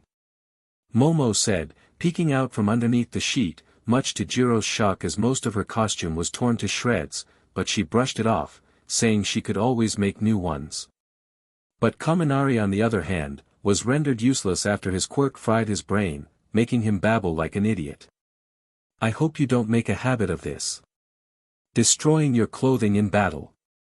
Shiozaki scolded the deputy representative of Class 1A, unaware that Golder was coming back for another round. Forest Zone. Fireballs were launched towards Connor and his friends, sending them flying as Olympus joined the battle after observing the fighting skills of the rangers and students. He swung his spear at Melissa's chest, knocking her into a tree and demorphed while Izuku, Kendo, and Ochako were covered in scratches. Who's next? Olympus asked. His answer was Connor was still morphed and rushed in with a kick, but Olympus countered with a series of punches to Connor's chest, then tossed the Red Ranger away, resulting in Connor demorphing as well, battered, and bruised. Clutching his chest in pain, Connor Sound found himself face to face with Olympus as the Prince of Demons pressed his foot on his chest and looked directly at him. Know this before I destroy you, Red Ranger. I do not associate myself with this so-called League of Villains. My goal is to revive my mother so we can bring about the destruction of your world. Olympus said. That won't happen. Connor spat, spotting his rescue blaster nearby and tried to make a grab for it, but Olympus pushed his foot down harder on his chest, causing him to cry out in pain. Oh, but it will. And you won't be around to stop me. Olympus said deviously, grabbing Connor by the neck and then lifted him into the air before he conjured up a dagger. Time to die. Time seemed to slow to a crawl, as Izuku watched his first friend in many years was about to be killed. With no control over One for All, he couldn't risk breaking his bones just to save Connor. No, it can't end this way. I won't let Connor die. I won't let him. Izuku thought, then spotted the rescue blaster. His legs moved on their own as Izuku ran for the blaster, but Olympus was quick to launch fireballs at the Quirk inheritor, all of which didn't Izuku from his goal. Diving for the blaster, he scooped it up and skid across the ground, then fired the blaster, but Olympus raised his hand to deflect the shots. Very brave of you, boy. But you're no ranger. That being said, I'll destroy you first, hero. Olympus cackled, raised his hand, and launched a fireball, directly at Izuku. DKU. Ochako shouted in fear. Look out. Kendo screamed. Get out of the way. Melissa screamed as well. Izuku. Connor shouted. Raising his arms in front of his body, Izuku shut his eyes, braced himself for the impending strike, but it never came. Opening his eyes, he found that the fireball had been stopped by the last person he ever expected. It can't be. Izuku muttered in awe as the two rangers and two students looked in awe as standing in front of Izuku with his staff creating a sort of shield was Diabolico himself. Olympus. Diabolico snarled, glaring at the demon prince. His legs' engines pumped rapidly as Ida ran down the road towards UA. Thanks to the efforts of his classmates and the students of Class B, he was able to escape the USJ and on orders from 13 who was injured by the rapping villain, was racing to get help. I have to get to UA.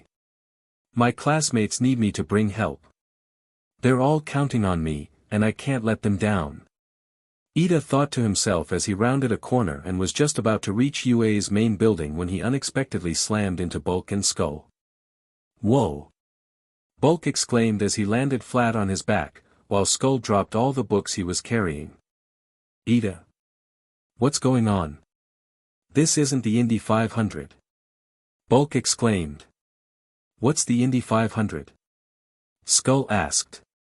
I need to find the teachers immediately. Ida explained.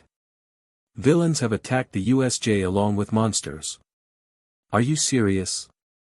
Skull gasped. Why haven't the alarms been triggered? How did they get in? I don't know. But if I don't get help, they'll kill everyone. I need to get the teachers now. Ida exclaimed. I'm the class rep of Class A and I won't abandon my classmates just to save myself.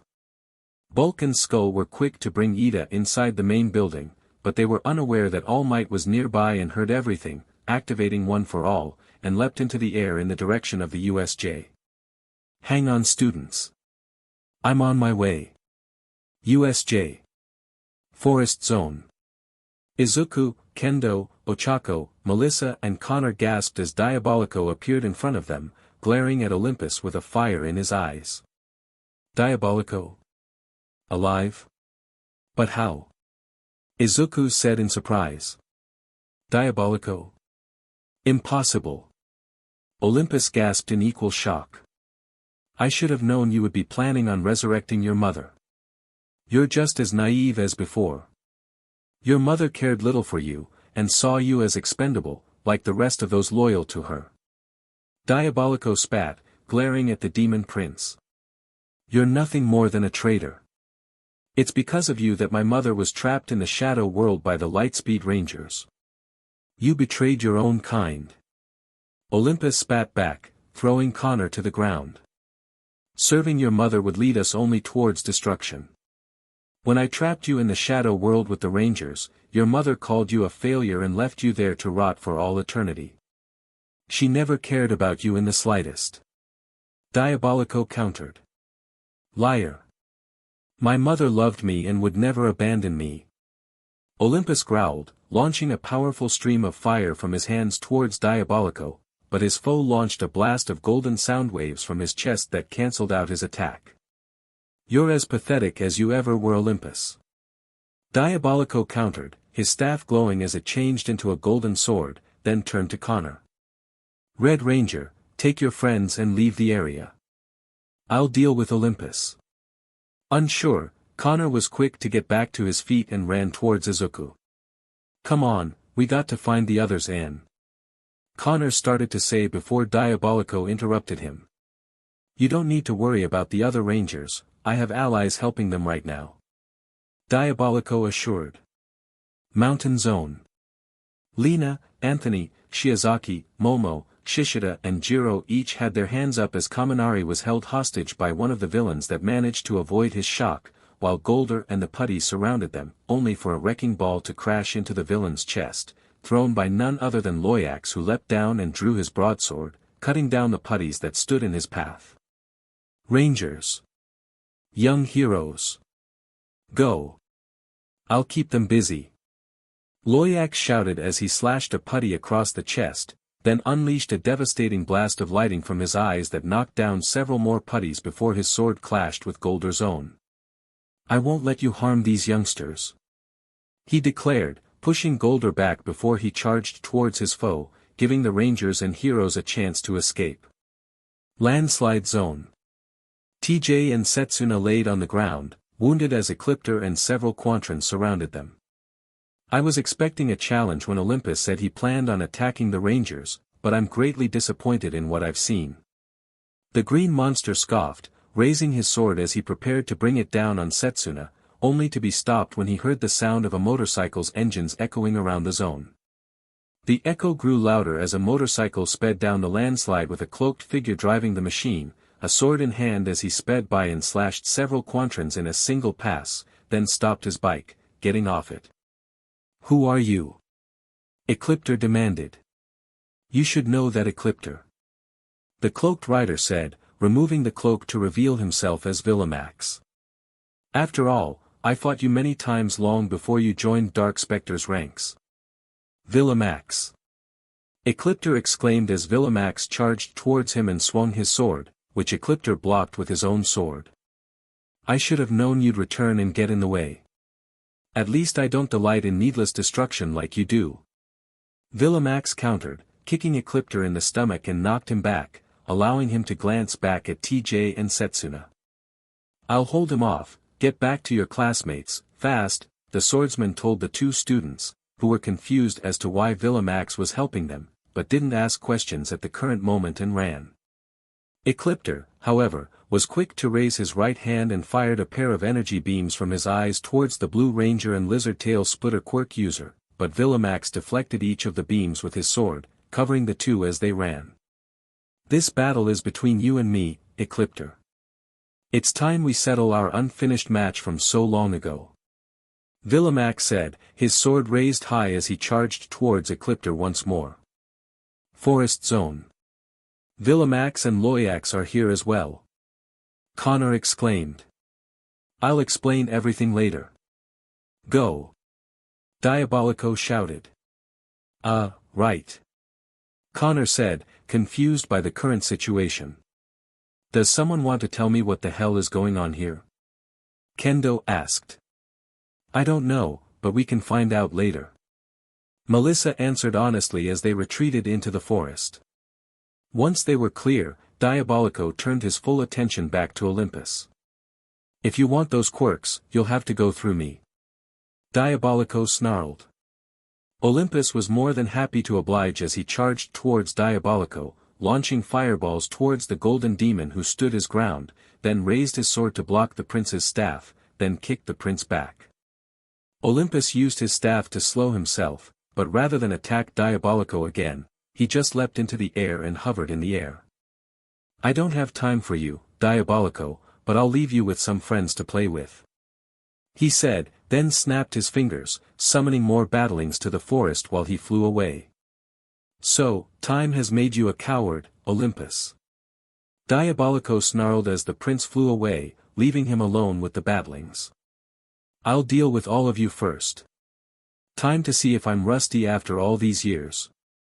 He then charged towards the who were more than willing to charge at him, their own weapons ready for a fight. Slashing one battlings across the chest with a diagonal strike, Diabolico fired off several energy blasts that took out several battlings, then unleashed a powerful burst of sound waves from his chest that knocked his foes back, one of which was then cut down when he threw his sword at them. Taste the lighting.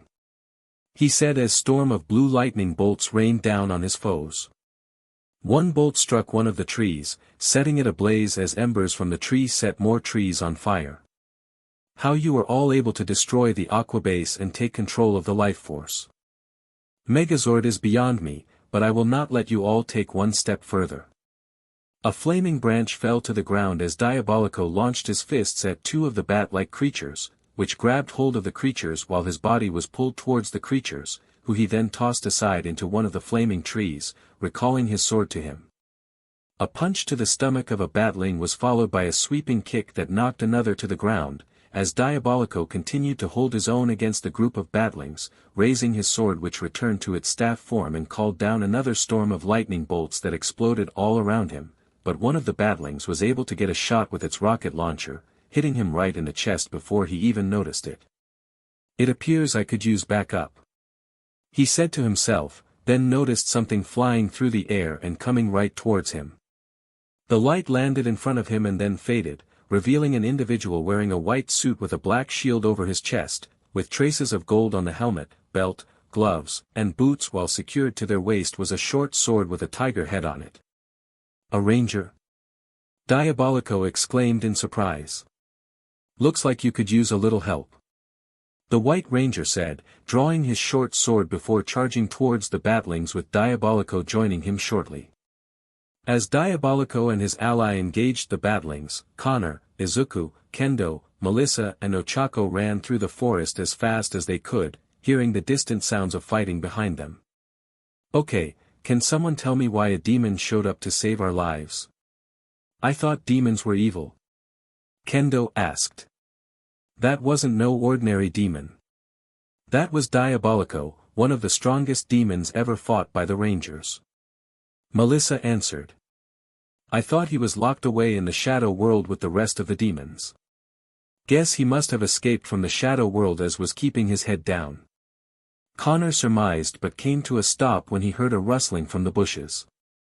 He was about to draw his blaster, but stopped himself when he saw that it was Anthony, Lena, TJ, Setsuna, Momo, Jiro, Shiozaki, Shishida and the still dumb-looking Kaminari.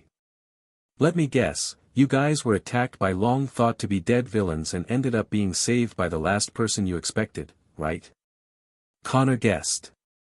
Yeah. Villamax saved our lives. Setsuna answered. A noble warrior called Loyax saved us from the likes of the ones called Elgar and Golder. Shiozaki said. Former devils have returned as shepherds to guide and protect their flock. Golder and Elgar. Izuku exclaimed. I thought it was just Ecliptor who returned, but it seems there were more of them than we thought. TJ pointed out. I could barely hold my own against him. Diabolico saved us. But what about that white light we saw? Ochako asked. Maybe. Izuku said before they all heard a scream of pain from ahead of them. Maybe we should focus on this later and get back to the teachers. Yeah, I'm with Izuku on this. Let's get out of here before we get surrounded again. Connor agreed and led his fellow students out of the forest and towards the entrance plaza, only for a horrifying sight to await them. Vlad King and Aizawa were severely wounded and surrounded by villains while the guy with the hands on his body watched as the black humanoid-looking creature with its exposed brain, beak-like mouth, beige pants and metal knee pads grabbed Aizawa and threw him to the ground hard. Eraser. Vlad shouted, only to be decked in the face by a villain that managed to sneak up on him, pinning him down as the hand guy started to mock Aizawa, whose elbow was already destroyed. You can erase people's powers. That's irritating, but it's nothing impressive. When faced with true power, you might as well be a quirkless child. He mocked, as the creature kept Aizawa pinned down, who cried out in pain. What do you think of him, Eraserhead? He's the bioengineered anti-symbol of peace, but you can call him Nomu. The students watching nearby gasped as Aizawa was beaten by the Nomu, while Vlad was still pinned down by several villains. They wanted to step in and help, but they had no prior combat training and wouldn't last 10 seconds against the villains or this Nomu. Nearby, Olympus eyed the Nomu with an interested look in his eyes. Conjuring up a dagger, he was prepared to throw the weapon when the portal villain appeared beside the hand villain. Tamura Shigaraki. The portal villain addressed. Kurogiri, did you manage to kill 13? The now named Tamura Shigaraki asked. The rescue hero is out of commission. But there were students I was unable to disperse and only one of them got outside of the facility. In addition, it appears that something managed to enter the facility, but it wasn't one of the teachers, so I suspect it's an ally of the Power Rangers. Kurogiri reported, much to Shigaraki's annoyance, which caused him to scratch his neck. Kurogiri. You fool. If you weren't our rap gate, I'd tear apart every last atom in your body. Shigaraki growled in annoyance. There's no way we can win if dozens of pros show up to stop us, and if the Rangers show up, then it will be even more difficult. He grunted before he finally stopped scratching his neck. It's game over. Back to the title screen. And I was looking forward to finishing this today. DMN it. Let's go home. But first, let's make sure the symbol of peace is broken. It was at that moment, the dagger flew from Olympus's hands and impaled the Nomu in its brain, causing it to scream in pain before it flailed its arms around a frenzy, knocking the still-standing villains aside, much to Shigaraki's surprise. Kurogiri, what's going on? He demanded. I don't know. The Nomu, it's out of control. Kurogiri answered before the Nomu turned its attention towards the hidden students and fired laser beams from its eyes, which exploded and forced the students into the open. But it appears we have an audience. Shigaraki glared at the students with eyes filled with pure evil that sent another chill down the spine of the students, as the crazed Nomu charged towards the students with a BLD lust. Acting on instinct, without even thinking, Izuku flung himself towards the Nomu, using the full power of One for All and punched the Nomu in the chest, but it didn't even affect the Nomu and he didn't break his arm. Did you really think a punch like that would do any good? Nomu was created to take on All Might, and you think a single punch can take him out? Are you one of All Might's followers? Shigaraki asked in a mocking tone, just as the Nomu knocked Izuku aside and into a large rock. Izuku/Deku. Connor and Melissa shouted, but the Nomu turned its attention towards them. As the creature lunged, a wall of ice appeared in front of it, created by Shoto, who had just arrived while an explosive punch from bakugou dazed the creature. The sight of Izuku covered in bruises and small cuts, made Kirishima and the eyebrow-less guy, named Tetsu made them gasp in horror. Midoriya. You BSTRDS are going to pay. Kirishima cursed, just as the Nomu punched his way through the wall of ice. Do you not see the monster of a man in front of us, Kirishima? We can't take that guy on. Tetsu pointed out, but was too late as the Nomu was right on top of them. One moment, the students watched in horror as the creature prepared to bring its massive fists down on them, but then suddenly, a massive wind burst through the doors of the USJ, creating a large cloud of dust as footsteps echoed around. I couldn't help but shake the feeling that something had gone wrong when Aizawa, Vlad, and 13 didn't answer my calls. Fortunately, I ran into young Ida, Skulovich and Bulkmeyer along the way. They told me of the villainy at work here. Came the voice of the world's greatest hero, who removed his tie from his blazer. I can't believe all this went down while I was resting. I hate to think of how frightened these children must be. And how hard my colleagues had to fight in order to protect them. The only thing I can do now is reassure them that things will be okay. That's my duty as the symbol of peace. When All Might's eyes turned to the unconscious and battered Aizawa, Vlad, and Izuku, he felt a tidal wave of anger flowing through his body, ripping his blazer off before he turned back to Shigaraki, Kurogiri and the Nomu. Have no fear, students. Because I am here, he declared. All Might, the students exclaimed all at once. So, that is the symbol of peace. Quite an impressive-looking human. I wonder what his quirk is. Olympus thought to himself as he watched from the cliff. He wasn't the only one, for above the USJ, watching through a broken section of the roof, Koragg watched the ongoing events unfold, kneeling down and looking at All Might. It appears that I might have found a worthy opponent. The Wolf Knight mused to himself. The villains that were still standing were either terrified of All Might's presence or eager to take on the number one hero, only to be defeated by All Might's speed, while also grabbing Vlad and Aizawa, the later of whom was barely conscious, who he put down in front of the students.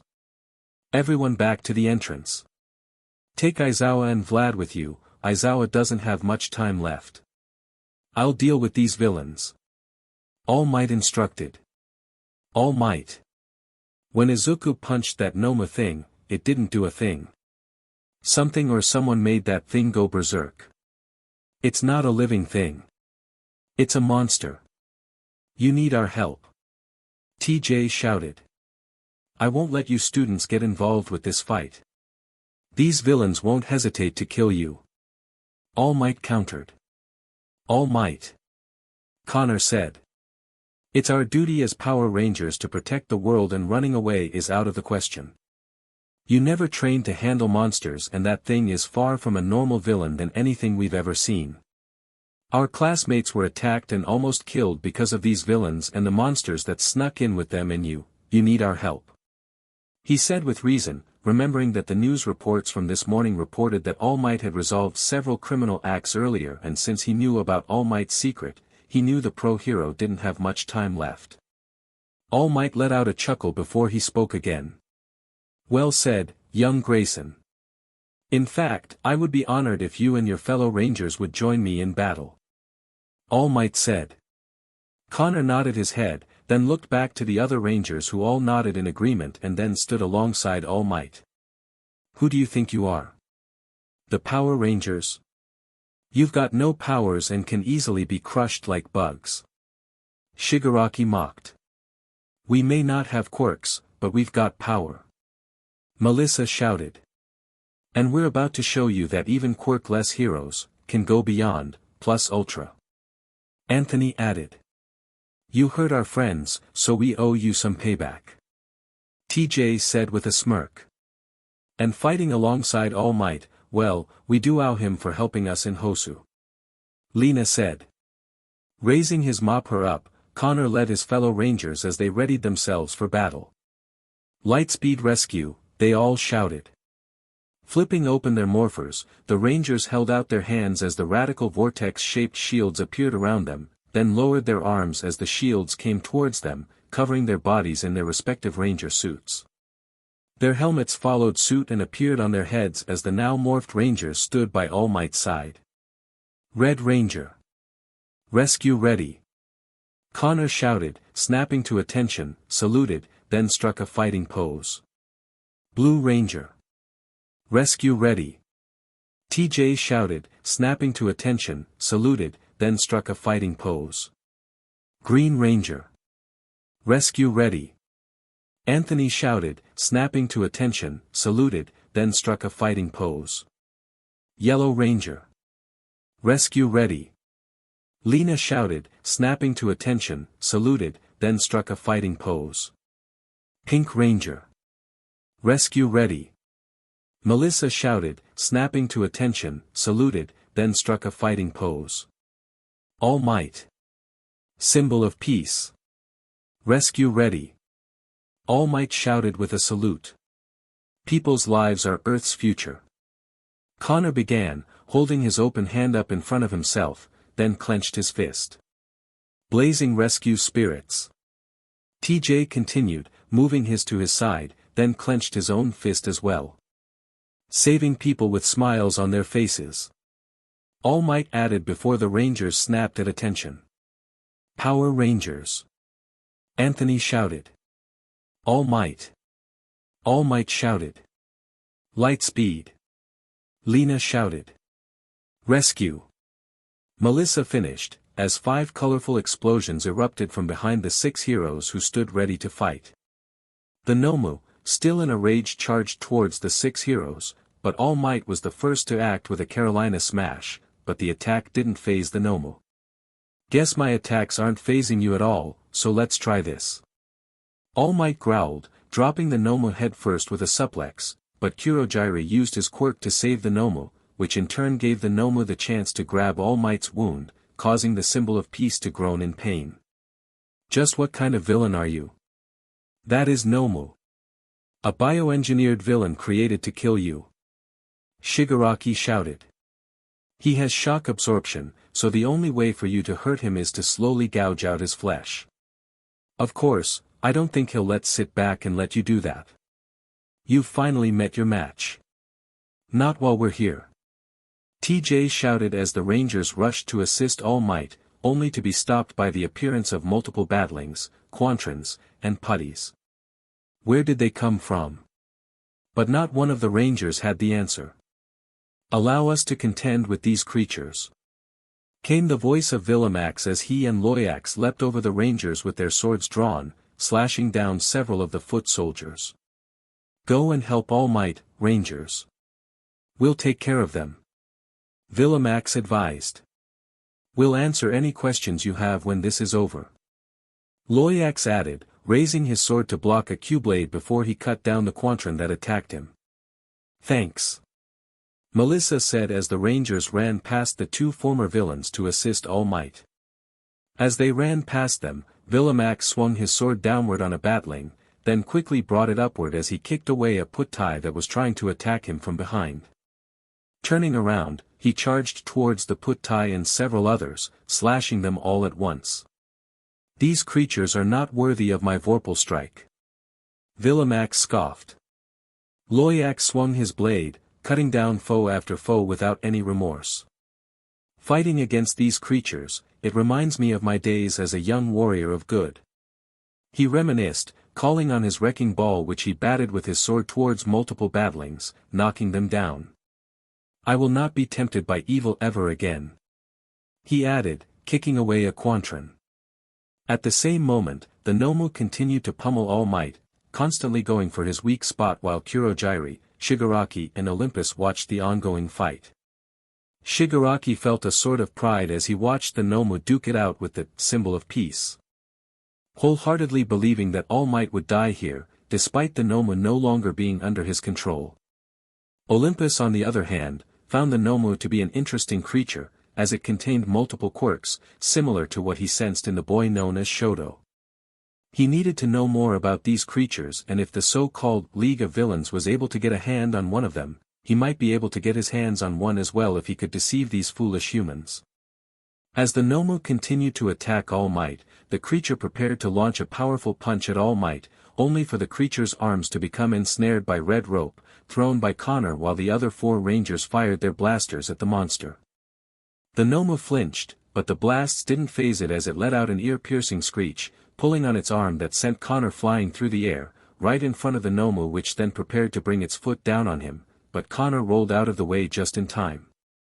Lena and Anthony then charged in, swinging their batons at the Nomu, hitting it in the chest, followed by Melissa and TJ, who fired their blasters at the Nomu's exposed brain, hitting it and caused it excruciating pain before more rope of different colors was thrown by the other rangers, wrapping around the creature's arms and legs as Connor rushed in, fired his blaster at the Nomu, then leapt through the air with his blaster in baton mode and thrusted it into the Nomu's chest, while Connor backflipped away from the creature, but not fast enough as the Nomu tried to backhand Connor.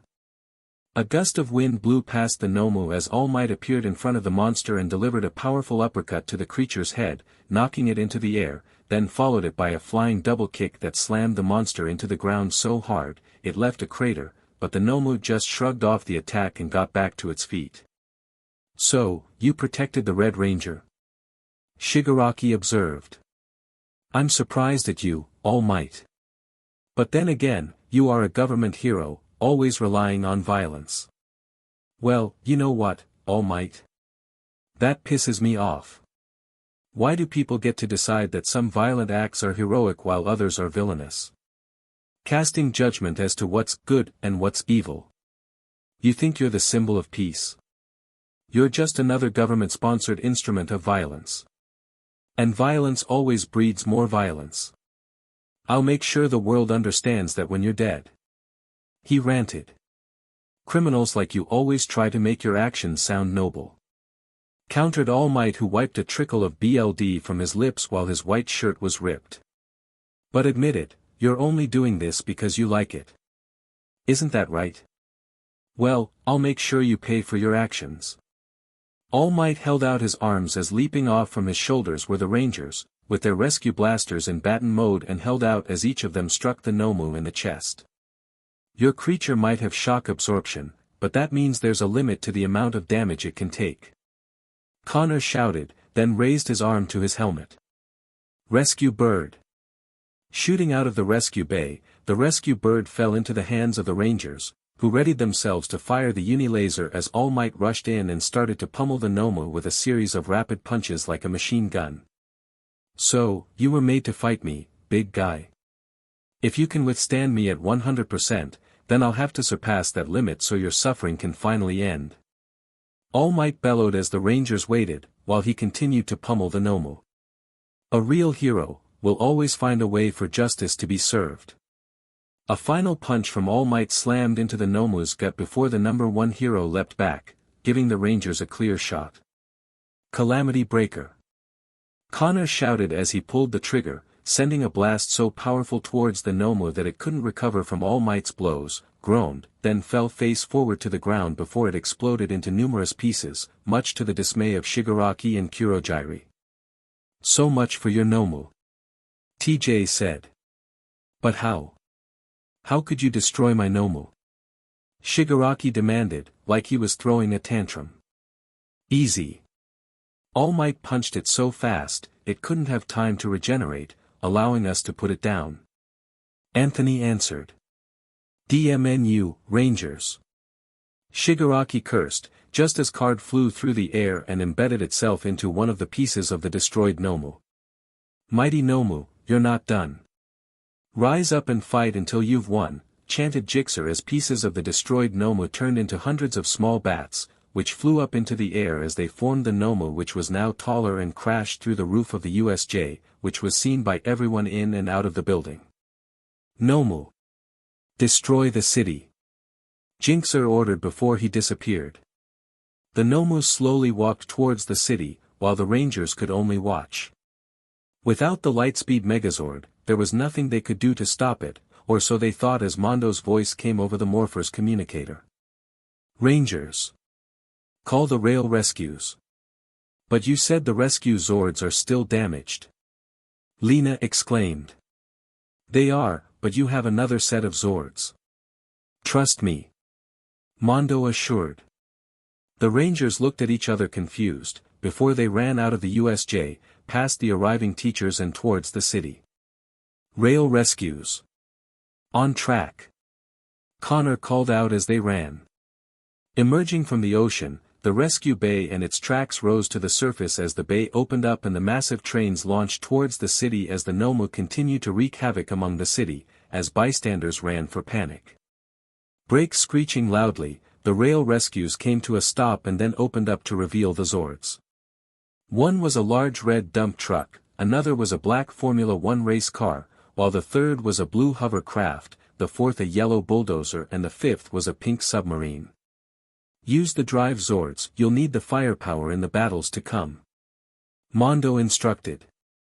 Let's do it. Connor said and ran towards the Zords, sitting down in the cockpit of the dump truck while Anthony took control of the race car, TJ the hovercraft, Lena the bulldozer and Melissa the submarine. Dump driver, go. Gyro driver, go. Speed driver, go. Dozer driver, go. Sub driver, go. All 5 drive Zords rolled or lifted out of the rail rescues and towards the Nomu, which turned to face the Zords. Let's show this guy some real power. Connor shouted, gunning the dump driver towards the Nomu, spun it around before using the claws of the Zord to push the Nomu down the ground. Anthony revved up the speed driver and launched himself off a damaged building, then fired his Zord's missiles from the front bumpers that slammed into the Nomu, followed by a barrage of lasers from the Gyro, Dozer and sub-drivers that hit the Nomu and forced it back. What do you guys say we bring them together? Lena suggested. Sounds like a plan to me. Melissa agreed and pressed a button on her control panel. Initiating Megazord formation. The drive Zords moved in formation with the Dozer and sub-drivers drove alongside the dump driver, shifting into a pair of arms, then attached to the dump driver as its bucket became a pair of legs and a torso. The speed driver then drove up the back of the 3 Zords like a ramp, locked in place and then formed the chest as a head emerged from the dump driver while the rest of the Megazord stood upright. Finally, the Gyro driver separated into 2 pieces, forming the helmet and spine of the Mighty Drive Max Megazord as the Rangers all sat in the cockpit. Drive Max Megazord. Transformation complete, they all shouted. The large Nomu growled as it glared at the Drive Max Megazord, before charging towards the machine with its fists and swung them at the Megazord, doing little damage as the Rangers countered the Nomu's attacks, caught another swing, then kicked it away.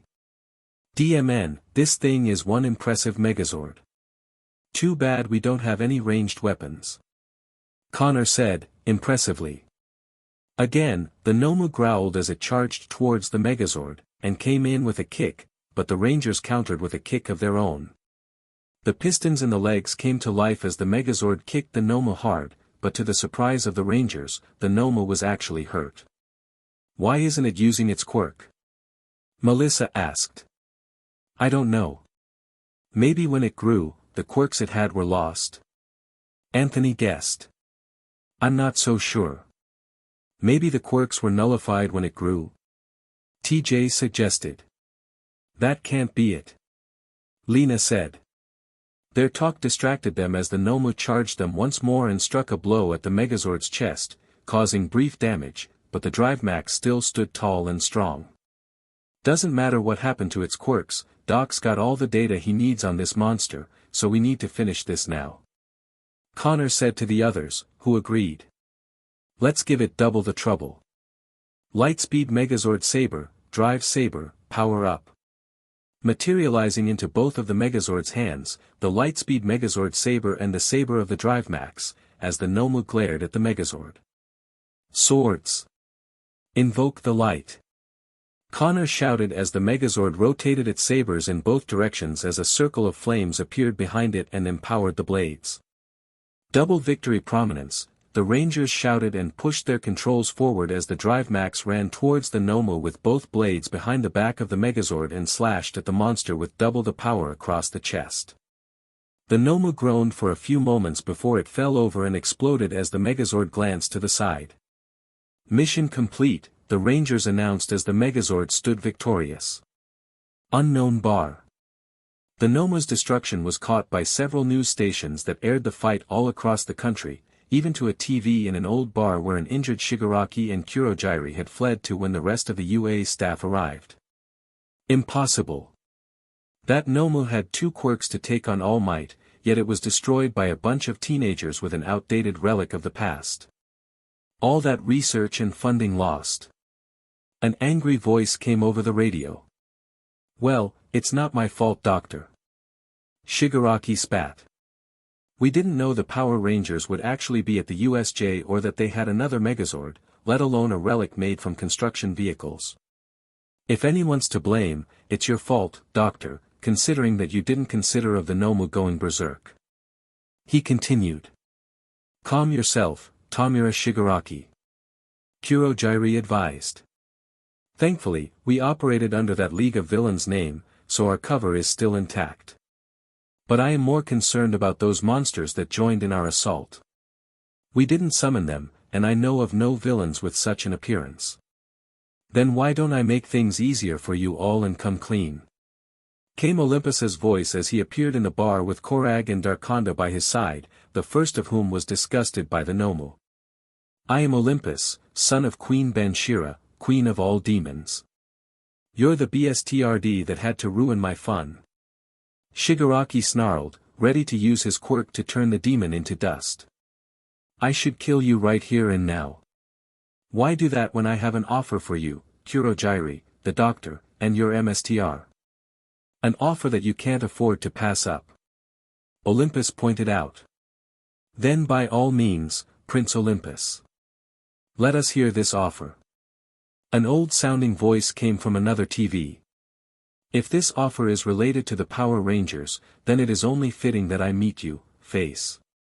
A portal soon opened up, courtesy of Kurogyri, and out from the portal, wearing a navy blue suit, skull-like gas mask with various tubes that connected to a collar-like life support system was Shigaraki's MSTR. To face. I am, all for one. So alright folks, that's all for today. Stay tuned for part 4. Do subscribe, like and share for more such videos. Also check out the story and author CT7567 rules on fanfiction.net. Press the bell icon to be notified first on release. See you in the next video. Till then, goodbye.